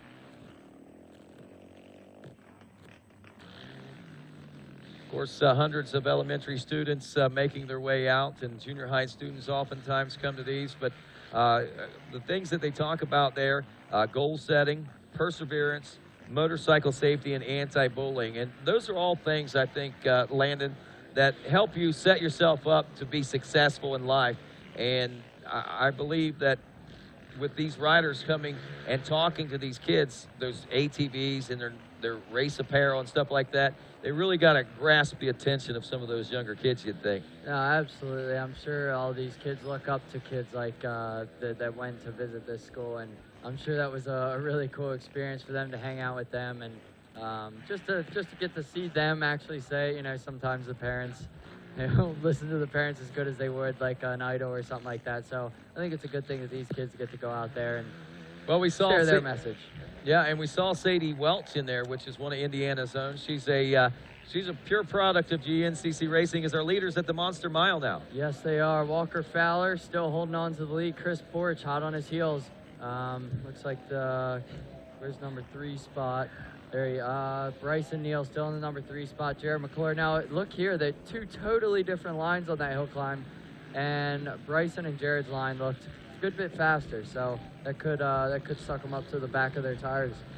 Well, a little old school feel to the GNCC. Chris Borch in an old school way, running those old school speeds. Could we see the Borch come back to life here today as we are rolling through lap number 3 of now a scheduled 5-lap race? I tell you, folks, it's exciting. There's no doubt about it. Let's check in with some of these other classes while we watch some of these pro classes. And keep an eye on that, Landon. If you see anybody come through, be sure and point it out, because we should be seeing Hunter Hart come through soon. We should be seeing Jay Shadron come through with Drew Landers right behind him. Really, Drew and Dre have had a little bit of a battle going on, in Austin Abney, whom you can't count out, the 703 back in the 4th place position right now. So with that being said, we've got a good battle going on in the XC2 Pro-Am class also. Let's check in with some of these other classes. Let's go with the College A class. Ronnie Rush right now enjoying only an 8-second lead over the 127 of Matthew Blankenship. Rush out of Pittsburgh, Pennsylvania. Blankenship from Greenwood, Indiana, an IXCR rider. Out of Champion, Pennsylvania, Joseph Yerix in the 328, currently running in the number 3 spot after 2 laps of racing complete. The 808 of Eli Kiger, who actually got the early lead after a first turn debacle there by a few riders. He was able to thread some needles. He pulled out into the number 1 spot, dropped back to 4th now to Waynesburg, PA. And Ross Heyman, the 822 from Petersburg, Indiana, another IXCR rider in that number 5 position. Here comes the leaders again here at the end of the Monster Mile. Walker Fowler and Chris Porch. Now you're watching these guys. Tell me what you're seeing out of the riding styles. Are you seeing some aggression out of Walker Fowler right now? It kind of looked like Chris Borch was kind of just laying back riding right now. Well, Walker Fowler's definitely riding hard. These guys are on the throttle. But Chris is known for his old, I don't know what you would call it, laying back there, waiting for the final lap to do something good. But one thing I did notice for sure is that Bryson and Jared have closed up on them. They've definitely gotten closer than they were here in the field when we saw them. So it looks like we're going back to a 4-way battle for the lead here anytime soon. Wow, that can be exciting. I'm getting more and more excited. I love it when it comes down like this. We are an hour now into this race, 1 hour and 1 minute from my calculations. And, of course, right now with look at that dirt, beautiful dirt. We talked about the rain showers that came in, just perfect. I actually could have used a little bit more. Maybe we mentioned that a couple of different times as well. But regardless, just a great place to be here at X Factor Whitetails.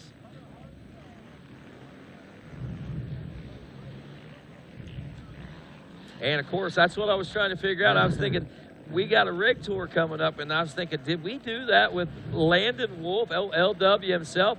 Well, Landon is a 4x4 pro rider as well as a co-host here on RacerTV.com. And, well, Landon, congratulations on good things going on for you. Still looking for those big wins, I'm sure, in that 4x4 pro class, but you're still rolling to the track in big style. And this week, our GNCC rig segment with LW7 himself, Landon Wolf.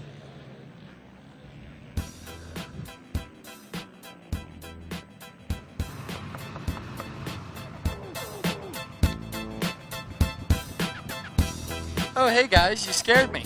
Why don't you come on in and check out my rig? So here we are, we're in the show hauler. We've been using this thing for quite a while now. It gets us to about every GNCC and all over the place, so works out really good for us. Right there behind you, we got the cab, which this door gets jammed because we're on a bind here in Indiana, but we got the cab up here where my clothes stay safe, out of harm's way.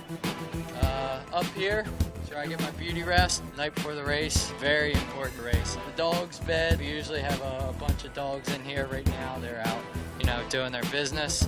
Dinner table, fridge, stocked full of water, tea, cucumbers, good stuff. And then, be ready for this. Ice cream sandwiches and Klondike bars. That's what happens Friday night before the race, so that's the good stuff. Here we got the bathroom. Nothing special. Toilet, sink, shower, cabinets, stuff like that. And then on back here, we go to the bedroom. This is where Mom and Pop bed down when they come with me, or they come every time, but when they bring this motor home. And then on back here, we head to the garage. This is where I get ready before the race. Got my gear, got my helmet, got my goggles, pit board, everything's ready to go. So we're almost ready for tomorrow. So things are happening. And then on outside, we go. We got my practice bike out here. Been riding that a little bit this week, getting it ready, as well as our Specialized setup. Bicycles are ready. Got us out biking the track before the race, and we're about ready to go. So why don't we head down to DeRisi Racing and check out where my race bike stays. All right, here we are down here at DeRisi Racing. So where my race bike stays. My man James Reeves takes care of the old girl. She's got a little bit of dust on her. It's been dusty out here today, but I'm sure she's ready to go, ready to chase after a win tomorrow. But this year's DeRisi's rig, it's Santo and James. I think I'm on the other side, so we might have to go check that out. We better just go check that out now. Here we go. Oh yeah, right up there on the front. So that was at Ironman last year. Got it wrapped on the trailer this year, but looks pretty good. We'll head inside and see what it's all about. These guys here stay busy at work nonstop. We got James Reeves down here on the ground, also known as the Mad Scientist. Santo DeRisi up front. Most people just call him Santo. And then Dwight Pollard sitting on the bike. I'm not really sure what he's doing other than sitting there. All right, I'm Landon Wolf, and this is GNCC Rigs. Wow, one of the more impressive GNCC rigs that we've had here. Landon Wolf, LW6, I guess. I called you 7 there a minute ago, but LW's. Wow, nice spread there, nice setup, no doubt about it. Appreciate it. Gets it done for us, that's for sure. So cool that they're doing that this year. Get to see what the people at the track do and how they live here at the racetrack away from home. That's it. And speaking of home, we are home right now for this young lady, Miss Sadie Welch, who, if you follow GNCC, might have known this little girl coming up through the ranks. Well, not so little anymore. She's 18, going to college, going to be cheering at Purdue next year. A lot of cool things going on in her life, and she's still an avid GNCC racer at times, and saw her pull in yesterday. I can remember when she was like 3 or 4 years old, we did a talent show in Sparta, Kentucky, and she was doing flips and all kinds of things on the stage there, and just amazing what we've seen happen since then through ATV racing, you and your brother, through school, into college now. Sadie, welcome back to GNCC, and congratulations, 3rd place today in the WXC. Yes, thank you. I came in and put my head down and hoped to do the best I could, and I did. Yeah, you sure did, and trying to get that a little bit closer to you, the mouth there, so she could hear. But Sadie, like we said, you don't have a chance to come out here a lot. How do you stay so in tune? How did you get 3rd place in that WXC class today? Well, if I'm being honest, I've never practiced on my 450. I just show up and race. I'm a full season athlete, academic honors. I do everything I can, and when I show up to a race, it's a stress reliever. So I just put my head down and hope to keep going. I know you've done a lot of pageants and different things like that. That's kept you out of a lot of racing. So are you still doing those types of things? Yeah, last year I was first runner-up for Miss Indiana Teen USA, and the year before I was second runner-up. So hopefully I'm going to come in this year and become Miss Indiana Teen USA. And that means you could be Miss America someday, maybe? And that means I would go compete for Miss Teen USA, and then after that, take the next step. Well, I tell you, that's exciting. We just saw what happened there. Chris Borch going through? Yeah, I don't think they caught Walker, but it looked like Bryson and Jared came through. That was not Walker, that was Sasquatch. But Borch actually dropped back a little bit. He's not right on them right anymore, so he clearly made a mistake, got stuck, got hung up somewhere, but I'm sure it ain't over for him just yet. That's a heartbreaker. We're going to keep our eye on him and our hopes for him for sure. But Sadie, I mentioned you're going to be cheering for Purdue, making the next step in your life from graduating a senior into freshman as college, huh? Yeah, so I wanted to cheer big at a D1 school, and I wasn't sure where. I was between IU and Purdue, which is not common. And I went to Purdue, and I fell in love, and I had the most intense tryout. I'd rather race in 90-degree weather than have another tryout. And now I get to experience the D1 sports and everything it has to offer. So is it going to be a while before we see it back on the track then? Yes, I think today was my last GNCC for the year, possibly, because I'm majoring in health science pre-professional. So I'm going to have a good, big old school load and then cheering on top of that. And I've always thought, you know, my dream is to race all the time, but I got to have an education. You do, and you know what? I love to hear you say that. And Sadie, thanks for stopping by. Good luck to you in the future, and thanks for all the great memories. And hopefully we'll see you back on and off in the future as well. Yes, thank you for having me. All righty, Indiana's own Sadie Welch. Glad to have her on board, and glad to have her as a part of the GNCC Racing Nation. And moving on to great things. I think that's pretty awesome. Going to be a cheerleader at Purdue. Going to be watching the ball games now and looking for Sadie. That's what I'm going to be doing. Yeah, absolutely. Yeah, on Fox. She just pointed out. She said we'll see her on Fox waving. So we'll be looking for her. Yep. No, it's cool to see a girl like her. I mean, she's a four-wheeler racer and a cheerleader. I mean, two totally different things, but a she's beauty clearly, and a beauty queen. Exactly. You know? She's clearly good at all three of those things. So good for her. Very proud of her. Looks like we got Mama Borch walking by here. Yeah, and you know, something intense. I haven't seen these guys this intense at the racetrack in a long time. They've got radios out. They're communicating back and forth. I think that they're working on a win today for Chris. I think so. I mean, I think that's what they shoot for all the time. But, you know, Chris had like you said earlier, got on the Yamaha and just struggled a little bit. And it took him a little bit to get back into the groove of things. And I think he's back in the swing of things. He's riding a lot. I think he's having fun. And the whole crew's expecting it out of him, and I think he's expecting it out of himself here soon. Most certainly, and right now we are an hour and 10.5 minutes into this race. Brett Hinkey is leading the Junior A 22-plus class right now with Jordan Poplawski in that number 2 spot. Hinkey out of Vienna, West Virginia. Poplawski out of Shamokin, Pennsylvania on the 381. 531, Michael McAvoy out of Chester, West Virginia after 2 laps of racing complete is third. Brady Myers out of Walker, West Virginia in fourth, and Braden Nichols, the 385, rounds out the top 5 in your Junior A 22-plus class. Again, talking about that XC1 Pro class, still lots of things to happen. We got a 5-lap race.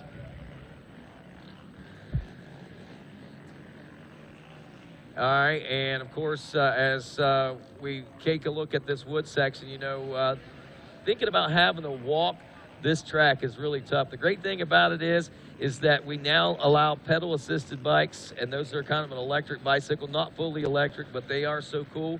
And we actually had a chance to talk with some folks that deal with those Fantic bikes.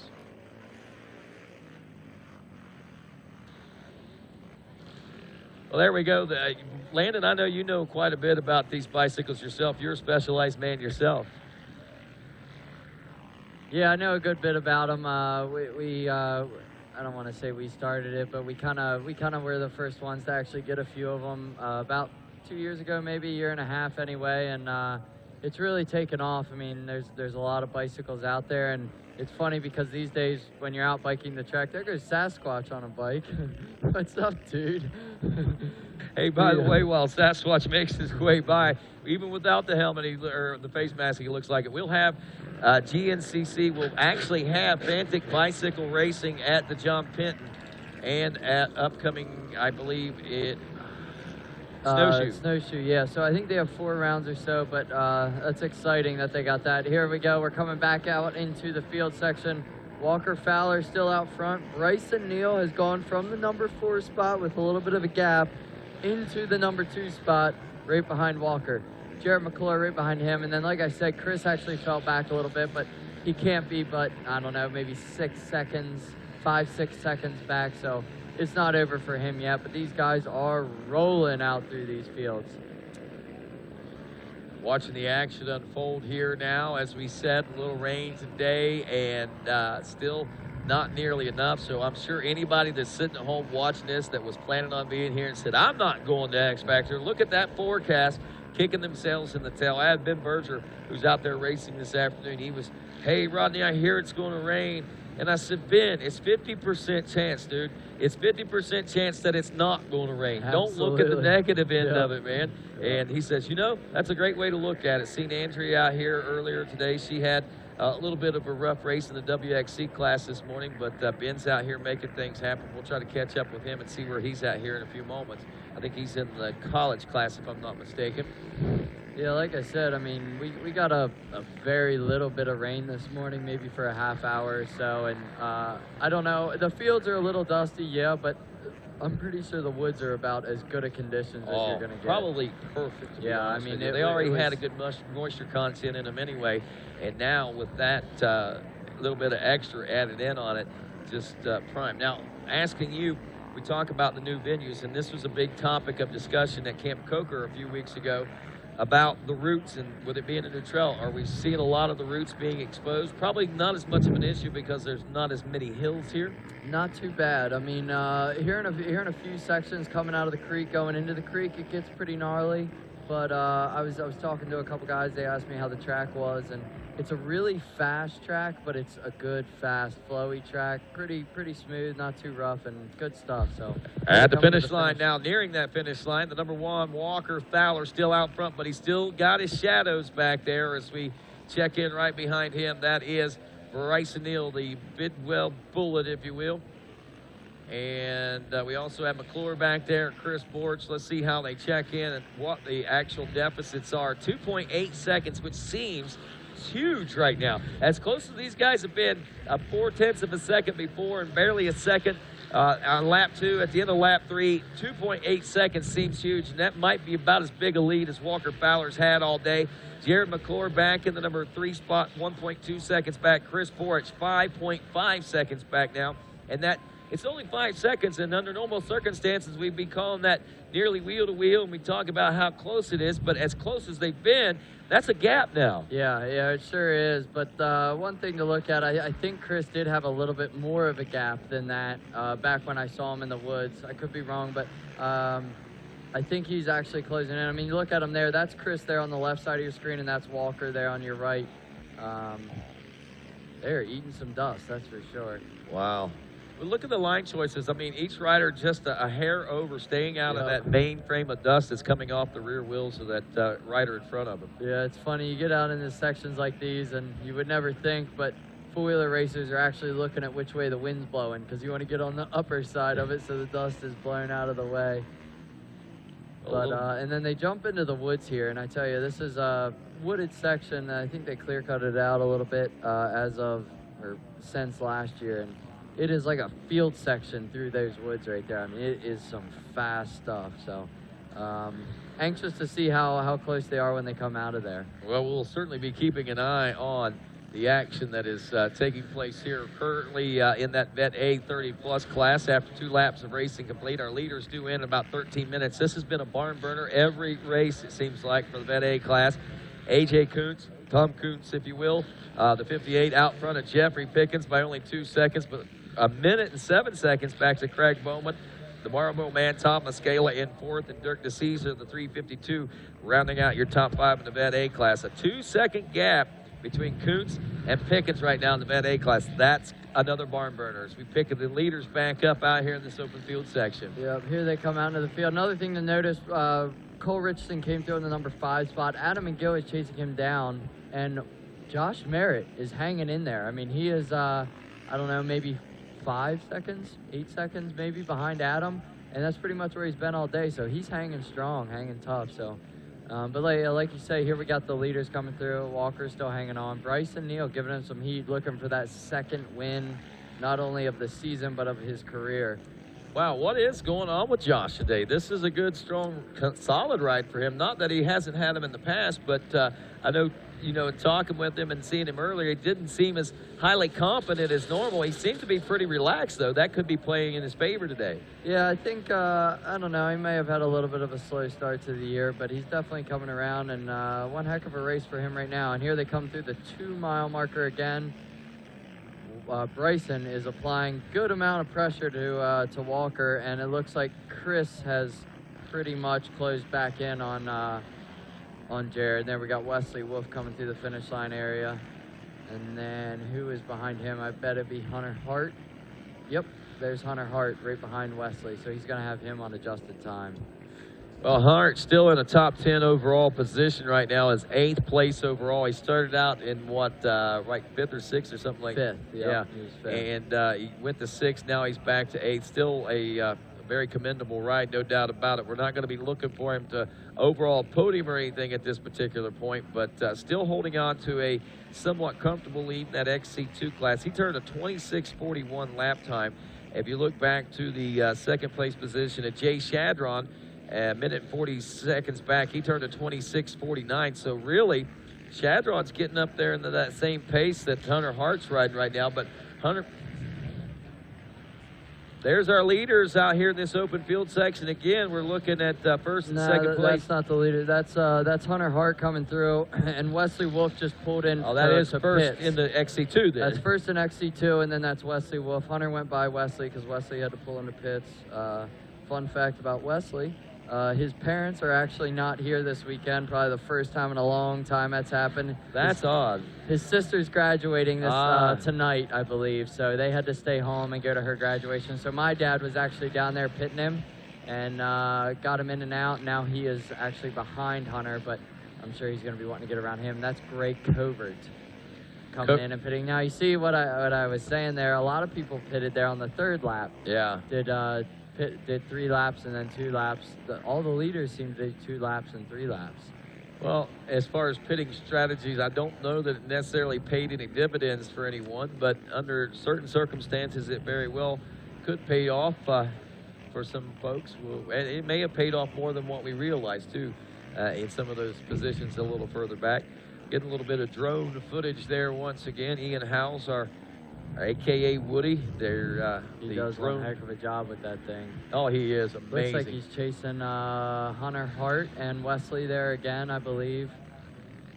And then just a lapped rider out there in front. So there we got Jay coming through the finish line just now. So I don't know what pace he's running compared to Hunter, but he's definitely got a rather large gap. I don't know if just got a bad start or 2 minutes and 9 seconds now is the gap between first and second in the XC2. Yeah, so still an excellent finish for Jay for sure. But and then there we got 3rd place in XC2 just come through, Drew Landers.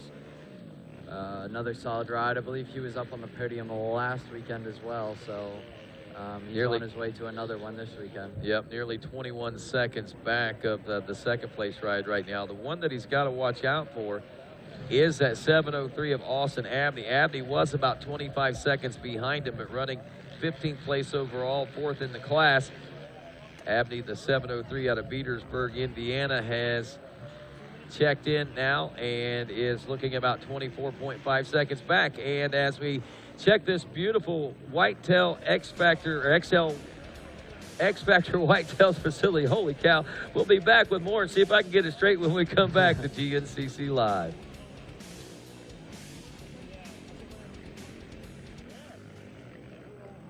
The halfway point is here, and these riders have endured over an hour now of hard battling through the woods. at extremely high heart rates, the type the average athlete couldn't even fathom for this level of distance. Can they stick with it to the end? Don't click that X. GNCC Live on RacerTV.com continues after this.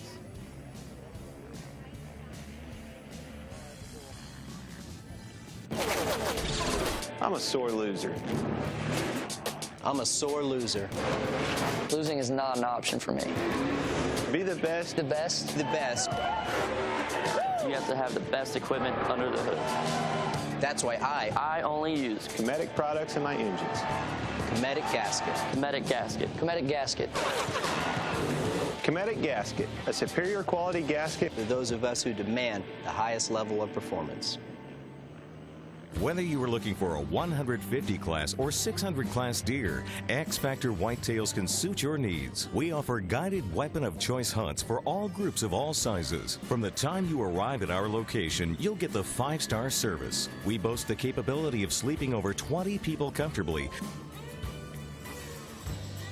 Book your hunt today. Call 765-244-0170 or go to xfactorwhitetails.com. We handle your races, your jumps, and your trails. Isn't it time you give your daily driver the same love? AMSOIL's Signature Series Synthetic Motor Oil delivers 75% more engine protection against horsepower loss and wear than required by a leading industry standard. AMSOIL also offers a full family of ATV, UTV lubricants, giving you above and beyond fortification for your weekday and weekend vehicles. AMSOIL, devoted to protection.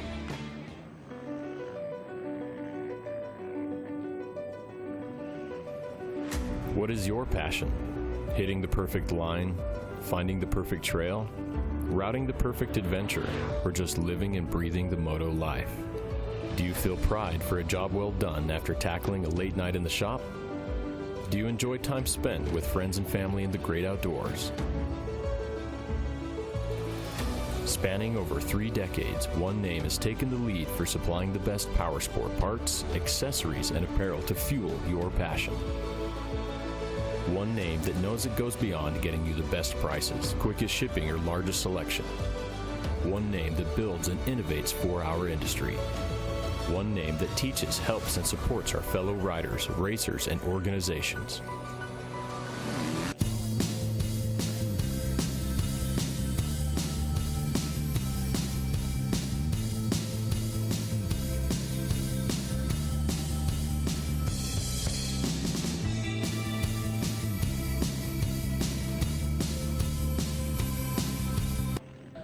And welcome back to GNCC Live. Rodney Tomlin along with Landon Wolf and also Mikey Waynes out and about in the pits here from Peru, Indiana, and the X Factor Whitetails GNCC. Got it that time. I got it. I messed that up so many times today. And you told me, how did I say it? You said X-Tails White Factor earlier.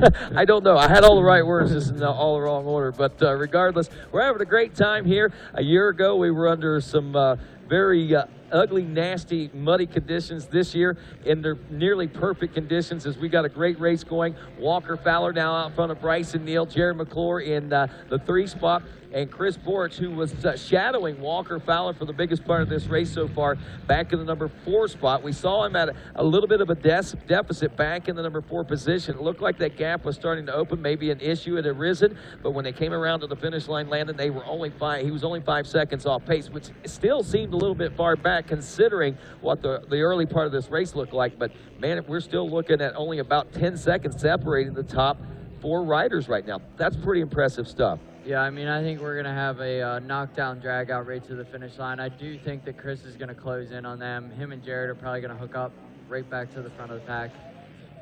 I don't know where this is, the Monster Mile maybe? Oh yeah, that's them right there. So yeah. Chris is back on the back tires of Jared McClure. I didn't catch if Jared was close to Bryson or not.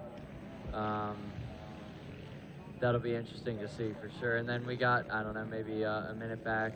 Another thing to note, I got an update on Devin Feehan. He is not going to be going out to try and do a lap or anything today. He's apparently got some real issues. He's been in the camper sleeping. Crazy to see. I was in his trailer last night, and he was good as gold. I mean, the kid looked ready. We talked for quite some time, and he said, I'm ready to go tomorrow. I mean, felt good. Everything was good as of last night. Must have, I don't know if he ate something bad or what got a hold of him. But What did you feed him last night? Did you take supper over to him? And yeah, I gave him poison. No, I'm kidding. No, I didn't feed him anything. I don't know what he ate. Not saying that it's food, but right, it could be a number of things. I know there's a bug going around. Mikey Waynes has had a bug all week as well, Yeah, so maybe yeah. maybe it's Mikey's fault. I don't. Meanwhile, I got Mikey's headset on right now, just just taking in all his germs. But no, yeah, it's definitely going around for sure. But hard loss for Devin. I tell you, he was really impressing me as the year went on. His results just kept getting better and better every race, and unfortunately, this one didn't help him out. That's for sure. So, but he'll be back, I'm sure, ready for action at John Penton. Here we go. We got Hunter Hart coming through the Monster Mile. Wesley Wolf still hot on his heels. Separate lines here. Well, So I'm not really sure what's going on, but Wesley Wolf did just go back into Hunter Hart. Let's head on down to the pits right now. Mikey Waynes is actually with Devin Feehan's dad right now. Oh, good. Hey, thanks, guys. Down here with Steve Feehan. They were just talking about Devin a moment ago. Tough break for him. Talk to us a little bit about what's going on with him. Yeah, I don't know. He said he started to feel just a little bit bad the last couple of days, but just this morning he woke up and he was just doubled over in pain, and it would kind of come in waves, you know, and we were fixing to take him to the hospital, and the trackside guys, the medics came over and checked him out and kind of ruled out appendicitis and gallbladder and stuff like that. So he was just all, you know, weak, and he just had nothing. So, you know, if he's not out there racing, there's nothing in the tank, because he was really wanting to race today. Well, for sure, man. We hate to hear that, but we know we'll see him back out here next round, right? Yeah, heck yeah. He's going to be ready to go. All right. Hey, thanks, Steve. That's Steve Feehan right there with the update on Devin today. Wow, and he's right. You know, one of the biggest hearts that you've got in that is, I think, is that young man. Devin is one of the hungriest, and he's, I want to say bright-eyed, and he takes everything in, but he does it in a way that's not, it's very conducive for him, where other people might take it all in and be overwhelmed by it. He feeds on that stuff and uses it as information to better himself. Yeah, he absolutely does. He's a really calculated kid. It's funny to watch him work on his bike and stuff. He really pays attention to detail, and like you just said, he takes everything in. So really tough to see this happen to him. Just a real shame, but it's part of racing. It's how it goes. I mean, people get sick, and that's just like you say, that's just part of it. Here we go, right in front of the booth. We got AJ Kuntz and Jeff Pickens coming through. AJ just pulled in for fuel.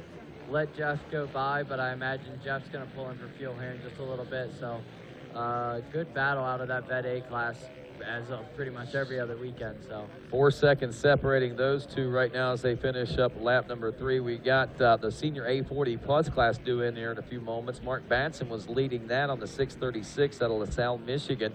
Brian Shaw, the 828 out of Harrisonville, Pennsylvania, was second in the senior A class. 410 John South out of Warwick, Rhode Island, running in the number 3 spot. 386 Justin Kerr out of Waynesburg, PA, in 4th. And Dale Batson, the 671 from Ida, Michigan, rounding out the top 5. Good to see the Batson brothers out here. I know I've mentioned it quite a bit. Former MX racers themselves. Used to race a lot, if not all, the ATV motocross races for a team called Media All-Stars, and now bringing it over to the wood side of things. Those two boys traveling together as brothers again and having fun in the off-road racing world. I love it when you see things like that. It is a great family atmosphere. You see moms and dads and brothers and sisters and the whole family out there racing sometimes. yeah, absolutely. It seems like everybody that's here racing, or not everybody, but most people, it's got a good family system. So it's definitely cool to see that. Well, last year, you know, we keep mentioning last year. Last year, Johnny Gallagher took the win. We didn't know where, I mean, he was leading the big part of the race, but we didn't know. Wow. This is last year right there. That's mercy. actually me. And then, I mean, this was the entire race last year. It was just beyond wet. I mean, wet doesn't even describe what we raced through last year. Look how clean you were. I know that. It's because you hit all those water puddles, it just cleans you off. But that's pretty much how most people's day went. I mean, it was just bad. But there's the man himself, Johnny G. That might have been, oh no, I take that, I'm sorry, that's Adam. There's Walker Fowler back there, George, and man, I mean, the whole track was like that. We only did 2 laps, and I think it was like maybe an hour 20, hour and a half, but I tell you, it was just brutal. It was brutal, to say the least. I mean, it was, I've never seen so much water in my day. That there is Johnny G crossing the finish line, 24 years. Can I relive this moment? Johnny G wins the X Factor GNCC. Mark it down on your calendars. Oh, yeah, that was good. It was good. That was awesome. That was. To see. And of course, you know, that race meant a lot to not only Johnny Gallagher getting his first win landed, but also a lot to Walker Fowler, who actually got stopped for a perfect overall season. We had a chance to catch up with Walker. It was a day to remember. Now that we're here, I'm not going to say I'm upset about it, because I never said I would be, and I still am to this day not. Now that it's the anniversary of it, and I see that big trophy that I missed out on, and you know, maybe a perfect season, it kind of brings you a little bit of a bad taste in your mouth, but it's Johnny Gallagher. So instantly you feel better about it again. So no, he's you know, a seasoned veteran, just turned 40 years old this year. I'm happy that he did it when he was 39 and not 40, because that would make me feel worse. But if he backs it up this year, you're going to feel bad, huh? If he backs it up again this year, I'm probably going to retire. Now, don't say that. Can't be beat by Johnny Gallagher twice. Yeah, not twice. So now you're really firing him up. Yeah, exactly. I hope he's listening. I texted him last night and said we went practicing this week at our buddy Kenny Schick's house. He was riding good too, but Johnny was on fire. He was actually anywhere from 5 to 10 seconds a lap faster than I was on practice day, and I don't know why or why. Like, I literally, when we're done, I'm like, Johnny, why can't you just come to races like that? Like, I'm pushing just everything that I have. I have arm pump, I'm sweating profusely, and you're over there, you look like you're not even winded, and you're smiling.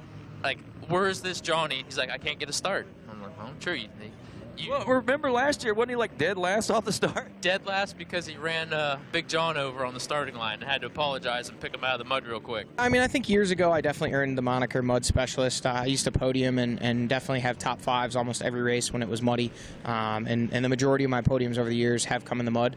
Not all of them. There's been some podiums on dry days, but you know, I think growing up in Northeast Ohio, we raced every weekend when I was younger, and the conditions were pretty poor. So I learned how to ride the mud, and I think it's really about attitude. So when the conditions get worse, I just have a good attitude and realize that you just got to keep pushing for 2 hours and do everything that you can possibly do to get to the finish line as quickly as possible, because nobody's going to have a perfect day. I mean, last year I was buried, stuck, and was all the well. Obviously, I ended up running into Big John in the first turn and was dead last in XC1, and then at one point on the first lap, picked a bad line and kind of got hung up and was back behind the entire XC2 class. So to come from there to end up ultimately winning the race, it just shows you just can't ever give up. You just have to keep pushing, and so that's kind of the attitude I try to have, whether it's wet or dry, but on wet days it seems to pay off that much more. Wow, it just blows me away. I even mentioned something to Johnny Gallagher about how Walker talks about how fast Johnny is and how he's actually faster than Walker is. But when it comes to race day, things just don't seem to fall into place for Johnny. I don't know what it is. I don't know. Maybe it's that Walker rises to a whole different level. I don't know. I think that's part of it. I mean, Johnny's always said that he always practices better than he races, and I think it's true.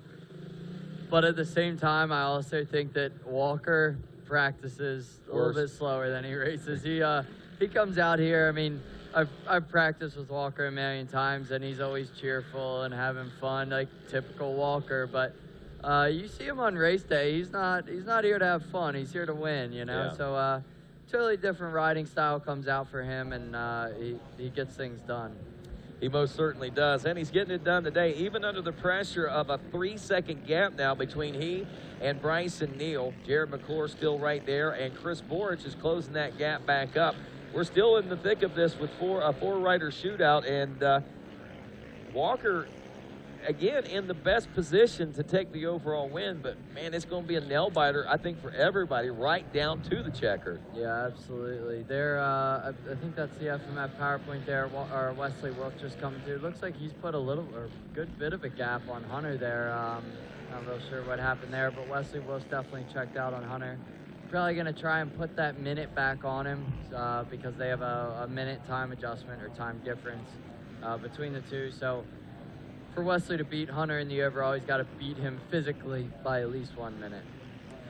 Taking a look at some of our other classes right now, and there's our point standings right now. 127 to 110 is the points lead, and 98, 86, 80. Starting to spread out quite a bit after that last round whenever Adam Miguel and Chris Borch having those issues. They lost a lot of points, and they see Walker Fowler's championship point lead starting to stretch way out ahead of them. They're seeing Bryson Neal start to stretch out way ahead of them in second, yeah, too. I mean, they all have a little bit of a gap now, and the last race was definitely hard on a couple of those guys, and it helped a couple of guys, obviously, but Walker Fowler is just a consistent one here. I mean, he finished them all, got Mark Notman on that bike, keeping it together. Just consistent. He's been, has he been on the, no, he missed the podium in Georgia, but that's the only one. But good racing out of those guys. We're taking a look at some of our other classes now as we look a little further back. Keep an eye on our monitor for our leaders, College B class. This is them right here. This is Hunter, not Hunter. Walker Fowler. Wow, here's what Walker's been looking for almost an hour, well, a little over an hour and a half now. An hour and 40 minutes nearly now. He's got a little bit of a gap. Yeah, he's got probably not even 5 seconds on Bryson, but 3 or 4 seconds on Bryson. Jared McClure right behind him. I'm not sure if the camera panned over Chris or he was not there. Well, let's but one thing's for sure, Walker Fowler's got a little bit of a gap, and he is going to use every inch that he can to just inch away just a little bit further and get out of those guys' sights. We'll see if he can make it happen. We are an hour and 38 minutes in. We're working on lap number 4 of 5, so when they come through here in a few moments, we will have a white flag. Quickly, though, a quick check of the College B class. Chase Allison out of McClellantown, Pennsylvania, nearly a 2-minute lead over the 334 of Colton Dobbs from Glen Easton, West Virginia. Trevorton, Pennsylvania's Hunter Harris, the 391, running in third. Cale Howard from Kingman, Indiana, running in fourth. And Ron Howard out of Mount Morris, Pennsylvania, the 338, rounds out the top 5. And no, that's not little Opie or Richie. I tell you what, I'm hoping we just missed Chris, or I just missed Chris. I know. I did not see him in the picture there. Well, we'll be waiting with bated breath. We'll get Mikey Waynes down someplace. Maybe he can find out what's going on. Check in with the track crew or something, Mikey. See if Chris Borch is still rolling out there, and if he is, where he's at exactly. Junior B class right now after 3 laps complete. Justin Miller leading Tyler Palmer. Miller out of Hughesville, Maryland on the 353, 313. Tyler Palmer out of Lisbon, Ohio in second.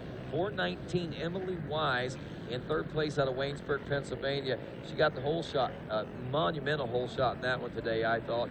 242, Josh Adams out of Saylorsburg, Pennsylvania in fourth. And the 404, Alex Eloff is out of Valley City, Ohio in fifth. Now, also, I seen Emily probably about 40 minutes before the start of the race.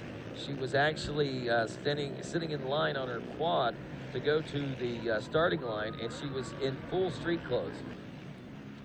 Here we got Walker Fowler coming through, taking that white flag. Bryson Neal hot on his heels, not close enough. Jared McClure directly behind him. What I'm going to be looking for here is Borch. Oh, just kidding. Right there he is. I'm winding the back. He's literally right behind Jared, so I'm not sure how I missed him. Hey, that's good, though. That means the Chris Borch fans at home just got a big sigh of relief. And to finish my thought real quick about Emily, she said, she was sitting in her street clothes, and she said, I wait till the very last minute to put my gear on because I get cold out here on the starting line, and I want to wait till the very last minute. It was a little chillier this morning, but heating up to a nice day for a hot race like this. As you pointed out, Chris Borch. Now get this, we have the biggest gap we've seen all day in this top 4 battle. 6.5 seconds between first and second, Walker Fowler and Bryson Neal. Jared McClure, 3 seconds back. Chris Borch, 1.5 seconds back in the 4th place position. Still waiting on Cole Richardson to check in, but those front 4 had stretched things out nearly a minute and a half over the 5th place ride of Coltrane Cole Richardson. Yeah, they're on a roll today. Those 4 have gotten together, and they are checking out. I mean, they're setting a blazing pace. Like we mentioned earlier, this pace just keeps going up and up. Every one of these guys said, I want to win. I'm coming out here to win. That, no kidding. Bryson Neal obviously looking for his 2nd win. He says, you know, we want to do it. We want to come out here and make it happen. I feel comfortable in these Indiana soils, and I want to win. Jared McClure, it's been a while since I won. This is Indiana. I usually do well in Indiana. I want to win. And Chris Borch, it's been 44 races since I've won a race. I want to win. Yeah, they're all hungry for it, and unfortunately, only one of them can get the number 1 spot. But we got less than a lap now. I think we're about a mile and a half in. These fields are getting extremely dusty, and like I said just a little bit ago, Walker Fowler is shooting for that little bit of a gap that he wants so bad, and it looks like he's achieving that. I haven't even seen the 2nd place come into the shot just yet, but he's got a good 5 seconds on Bryson Neal as of now. There comes Bryson right now. But getting back into the woods, as many lines as there are out there, with lappers, there's unlimited possibilities of things that could happen. Here we got Adam McGill now moved into the number 5 spot. Wow. Cole Richardson right behind him, so he must have just slipped by him. And they are going the opposite way of the leaders out in this field section, so they just went by him. Right there comes Walker into the 2-mile marker. Grabbed some water from his dad, Danny. Looks like he might have dropped it, though. And then Bryson Neal right there. I guess I'm getting a little bit ahead of the camera here. Oh, there's big news. I'll let you go. Oh, they took the camera off. Chris has gone around Jared McClure. Chris has moved into the number 3 spot. And he's going to be pushing hard, charging back up towards Bryson.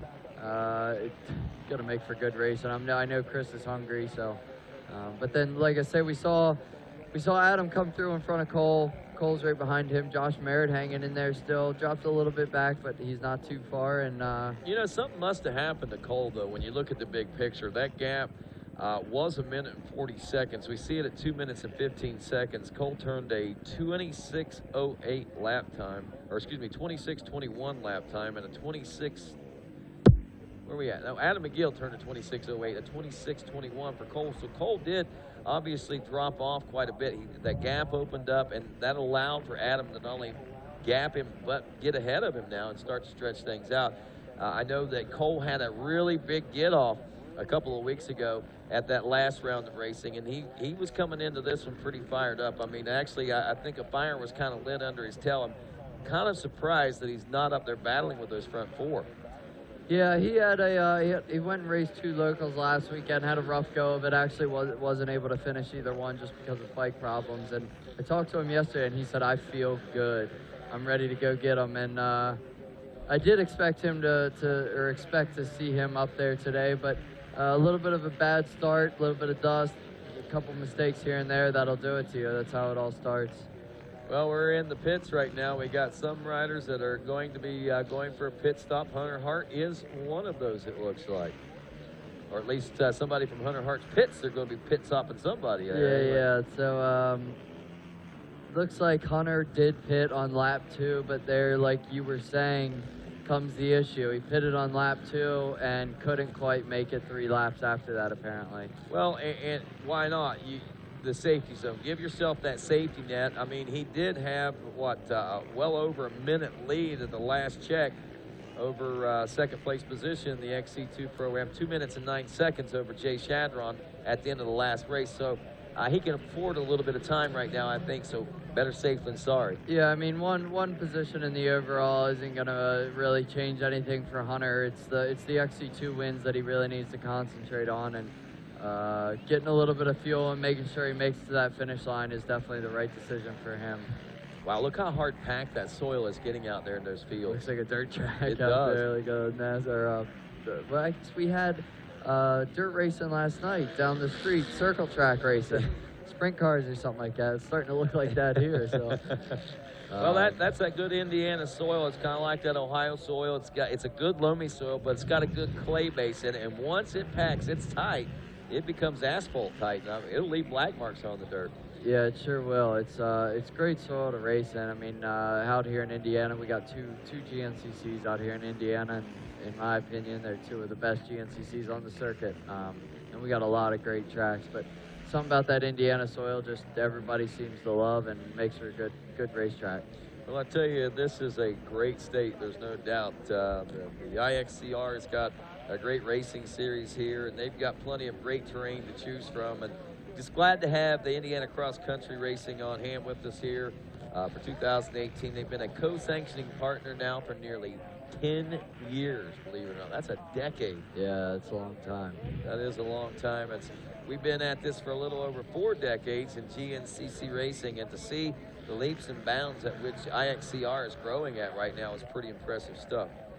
Yeah, the places that GNCC has gone is nothing short of incredible. I mean, it's turned into an absolute, it's always been a premier series, but just the racetracks that we get to go to, and the GNCC Live, and all kinds of stuff that this place has to offer, this series has to offer. It's just, it's really good stuff. Hey folks, X Factor Whitetails property has a website we encourage you to go visit. It's xfactorwhitetails.com. Visit the site and or call the number 765-244-0170 to book your hunt now and save $500 off your hunt when you book now and mention GNCC. That's xfactorwhitetails.com. No hyphens, no nothing, just straight xfactorwhitetails.com or 765-244-0170.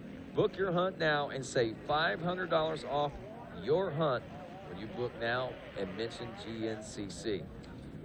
And you're going to get to see some of those trophy racks coming up here shortly, as we will see that coming up with the, well, we already seen a glimpse of what the trophy's going to look like when we did our interview there. Rachel Guttish did our interview with the owner there, and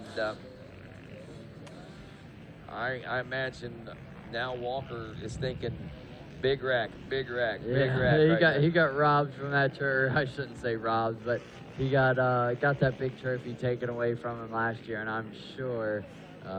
I was thinking earlier this week, I said if there was one race to win, Johnny picked a good one, because with a trophy like that, I mean, that's something good to remember it by, that's for sure. Oh, so, yes, for sure. Walker's definitely going to want to get that back, or get it for the first time, actually. So, all right, Mikey Wayne's down in the pits. What's going on, Mikey?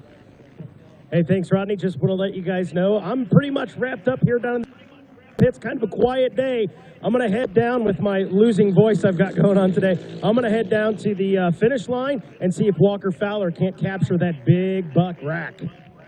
All righty, sounds good. And Mikey Wayne's. Look at that line. I was looking at that earlier, wondering why nobody shot that hill there. And sure enough, there goes Walker Fowler right up through the middle. Around. Nobody's around. See, that's the thing. And I mean, perfectly legal. It's literally in the middle of two different lines. But there goes Bryson Neal, and then should be waiting on Chris Porch, which there he is, right up the center. Wow, everybody, well, they're being pointed up that right now, I guess. Somebody's finally told them to go up that way. But, yeah, I mean, look at that. You got a line to the right, a line to the left. I mean, it only makes sense to split it, you know? Right in the middle, right in the middle. It's funny, I was looking at that last lap, wondering why they ain't doing that. But they were saving it for the last lap, just in case, say, Chris Porch or Walker was behind somebody. They're going to let them go around, and then they're going to shoot the middle and make the pass.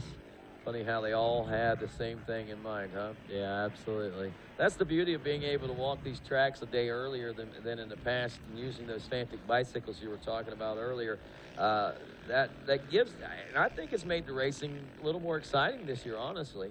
Yeah, I think it has, especially for the four-wheeler side of things. Obviously, it's harder to make passes on the four-wheelers, and just being able to find a spot here and there, whether it's, you know, it could just be, you know, going on the one side of a tree instead of around the outside of a tree. It just makes for more interesting racing, you know. We're swapping positions a lot more, and not only that, in my mind, I think it makes it a little bit safer. You know, people get to go out and see what they're up against, you know, if there's a big rock or a ledge or anything like that. It's smart to go check the track out, and make sure you're ready for Walker your race. actually told me up until this year he hadn't even been walking the course or Never. checking the course out. Never looked at it once, but he says it's different this year. No, and it looks like he walked the course because he shot that middle line, and now he is hammered down, trying to get to that checkered flag before anybody can catch up to him or go around. This is what he wanted to do on lap number 1. I do got to say it's made for a much more interesting race that he waited till the last lap to pull I this tell you, off. but it's normally he doesn't do this. Normally he doesn't or isn't able to just gap it out here on the last lap, and he did exactly that. I mean, him and Bryson were pretty close there at the white flag, and now he is gone. And when I say gone, I mean like 5 seconds. But like you were saying, with a race that's been as close to it as it has been all day, he's gone. that's not huge. saying that Bryson can't pull him back in, but Walker's definitely got the hammer remember, down. we still got a little ways to go. We still got some tight wood sections, and as we always mention, there is lap traffic out there. May not be overwhelming lap traffic, but it only takes one rider in the right place to turn this race around. Yeah, it really is. I mean, that can, well, just like Steel Creek, we all thought Walker had it in the bag. He had the lead. One lapped rider took all that away from him. So, and, you know, it's just racing. That's how it goes. Other people capitalized on it, and it worked out for him. Well, certainly a beautiful day here in Indiana. An hour and 53 minutes now into this race as we look at our race clock. One that we came in with wondering what the, wondering a lot. What would the weather do? What would the course conditions be like? How would last year's loss to Walker Fowler affect his ride this year? How hungry would the rest of the riders be knowing that Walker has not only been beatable here before, but been beatable in this 2018 season? So we had a lot of variables to really think about coming into this one. But when it all sorts out, Landon, it basically turns into we've got GNCC at its best and at its finest. The finest doing the best that they can do and giving us a great show. This is, even though we haven't seen anything extraordinarily huge happen, we have seen great racing, and that's the kind of things we've been looking for in these classes all season long. We've got that out of these last 3 rounds. Hey, want to check out more RacerTV upcoming broadcasts? Check us out on May 26th, actually, on NBC Sports Network.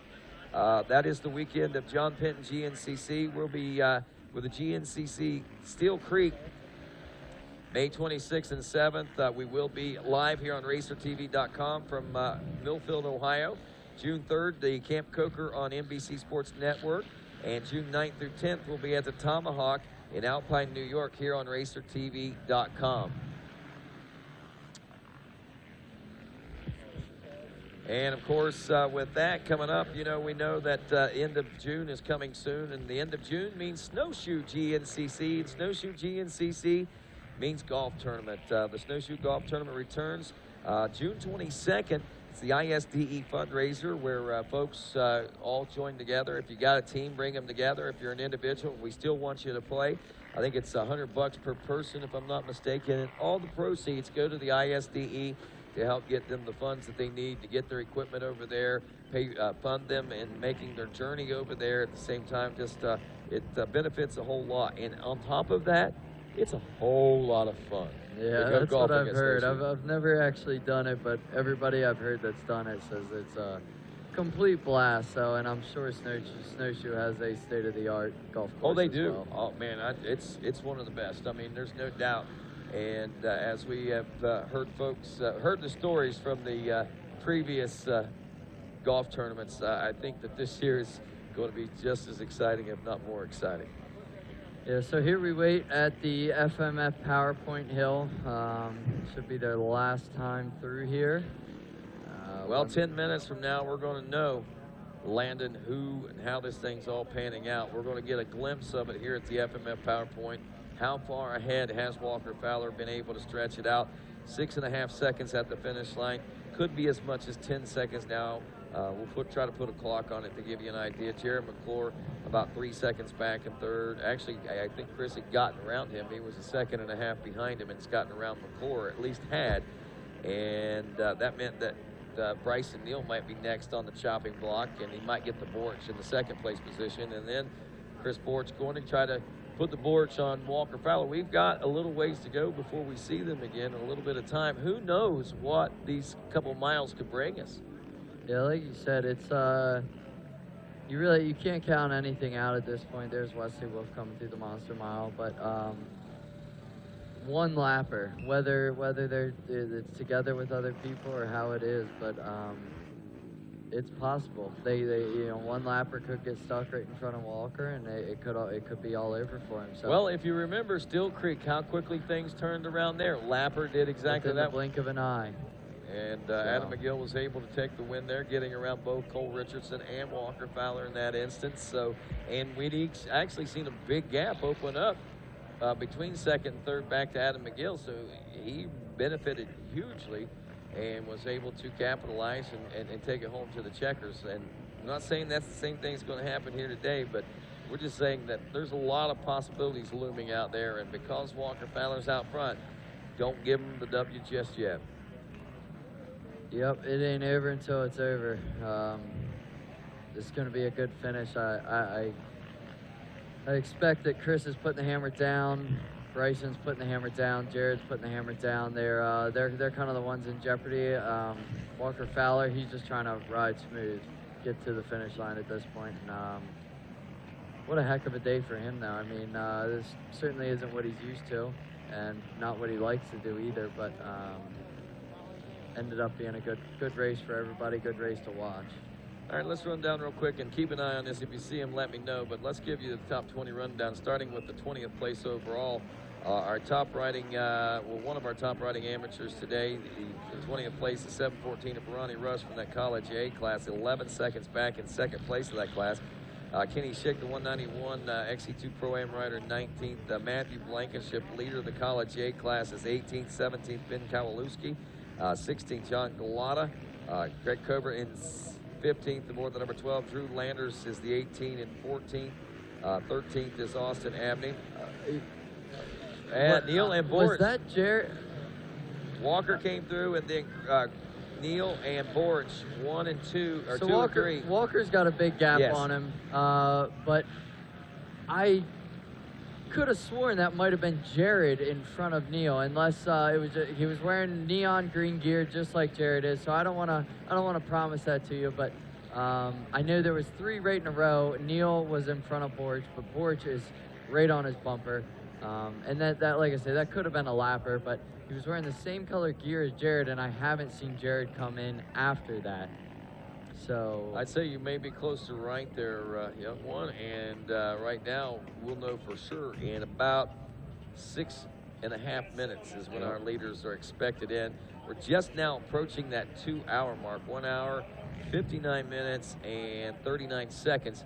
So with that, this is a close one, and I'm glad they went ahead and made that that 5th lap. Had they not, we would have been about 20 minutes short, maybe 25 minutes short of the 2-hour mark, and we want to be as close to 2 hours as possible. Don't generally like to go over too much, but hey, if we hadn't gone over, we'd have been way under, so here we are.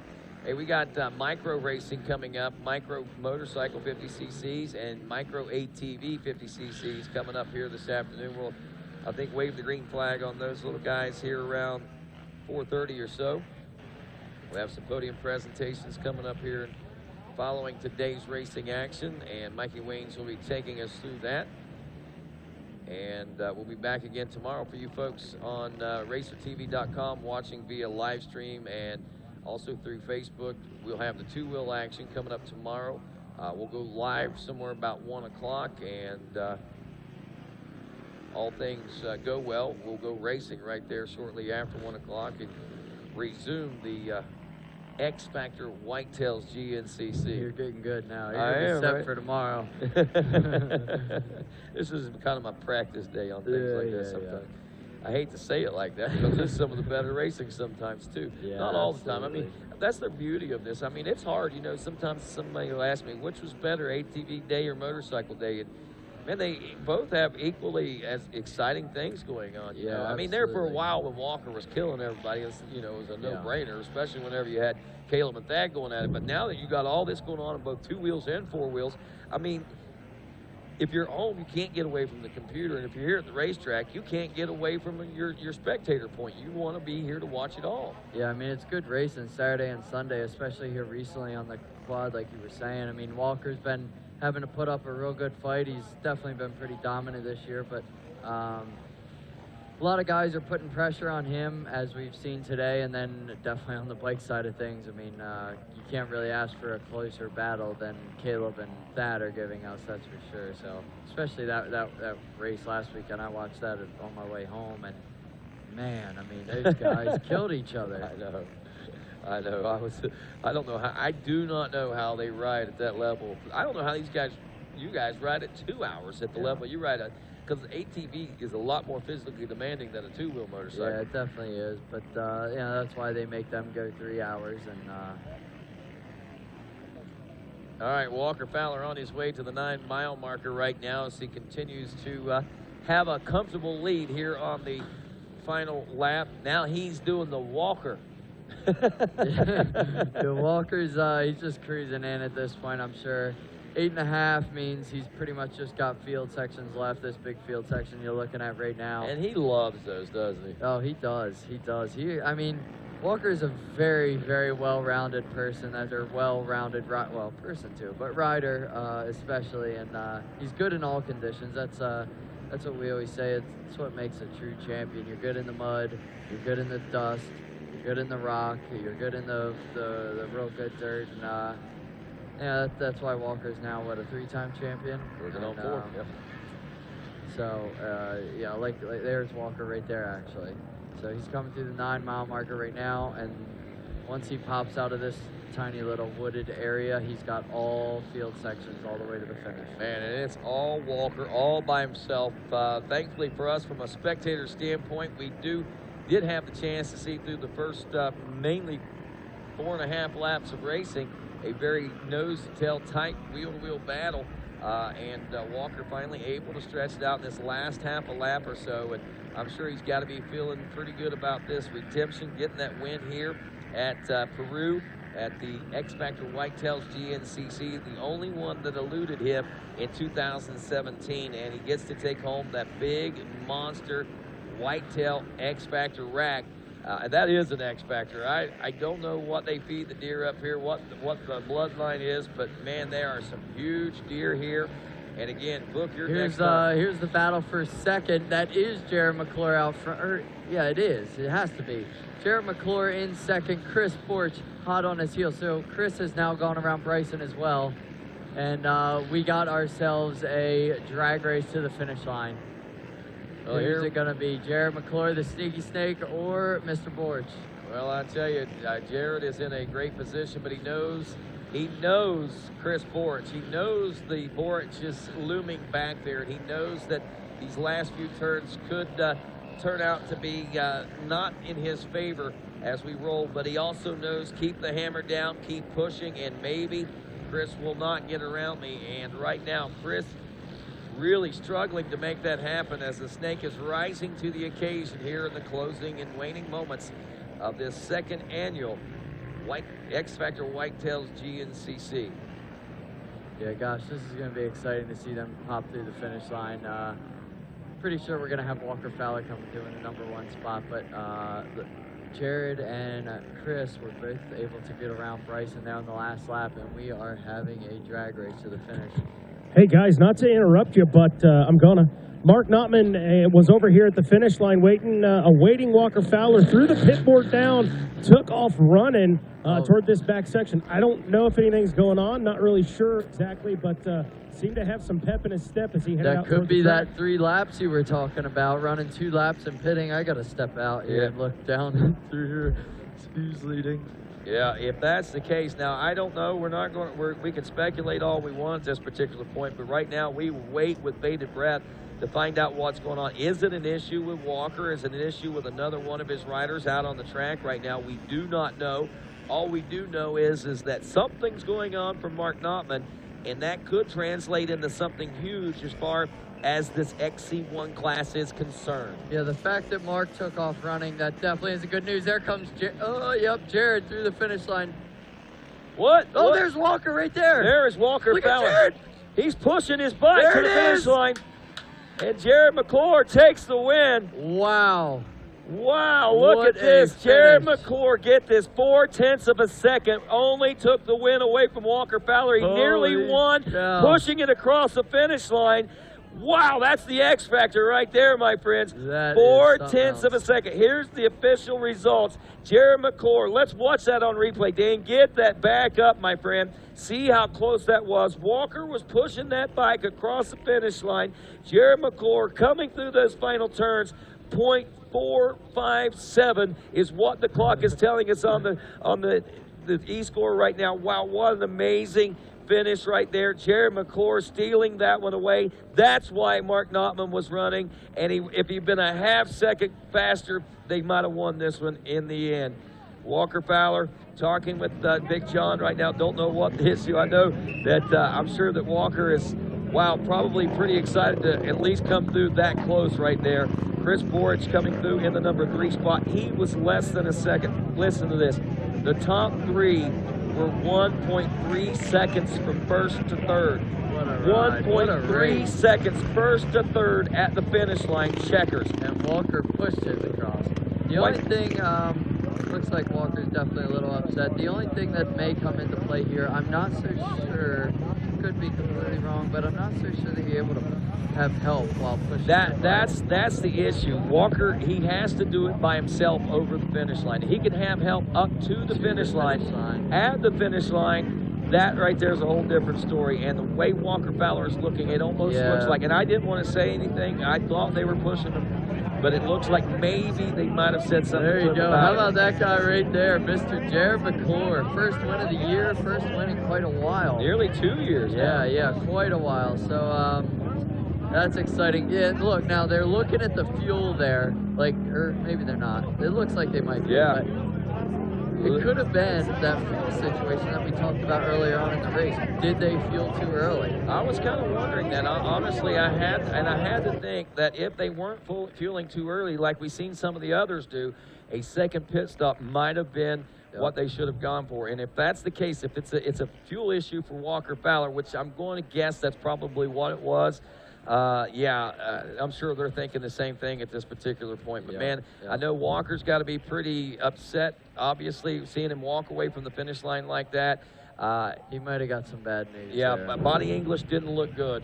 We're speculating that there might be an infraction there a little bit, but we'll get the official word on that coming up here in just a little bit. Right now, let's celebrate for this guy, the Cobra, Sneaky Snake, Jared McClure. Man, coming through in the clutches like that. I mean, right there all day long, watching that battle.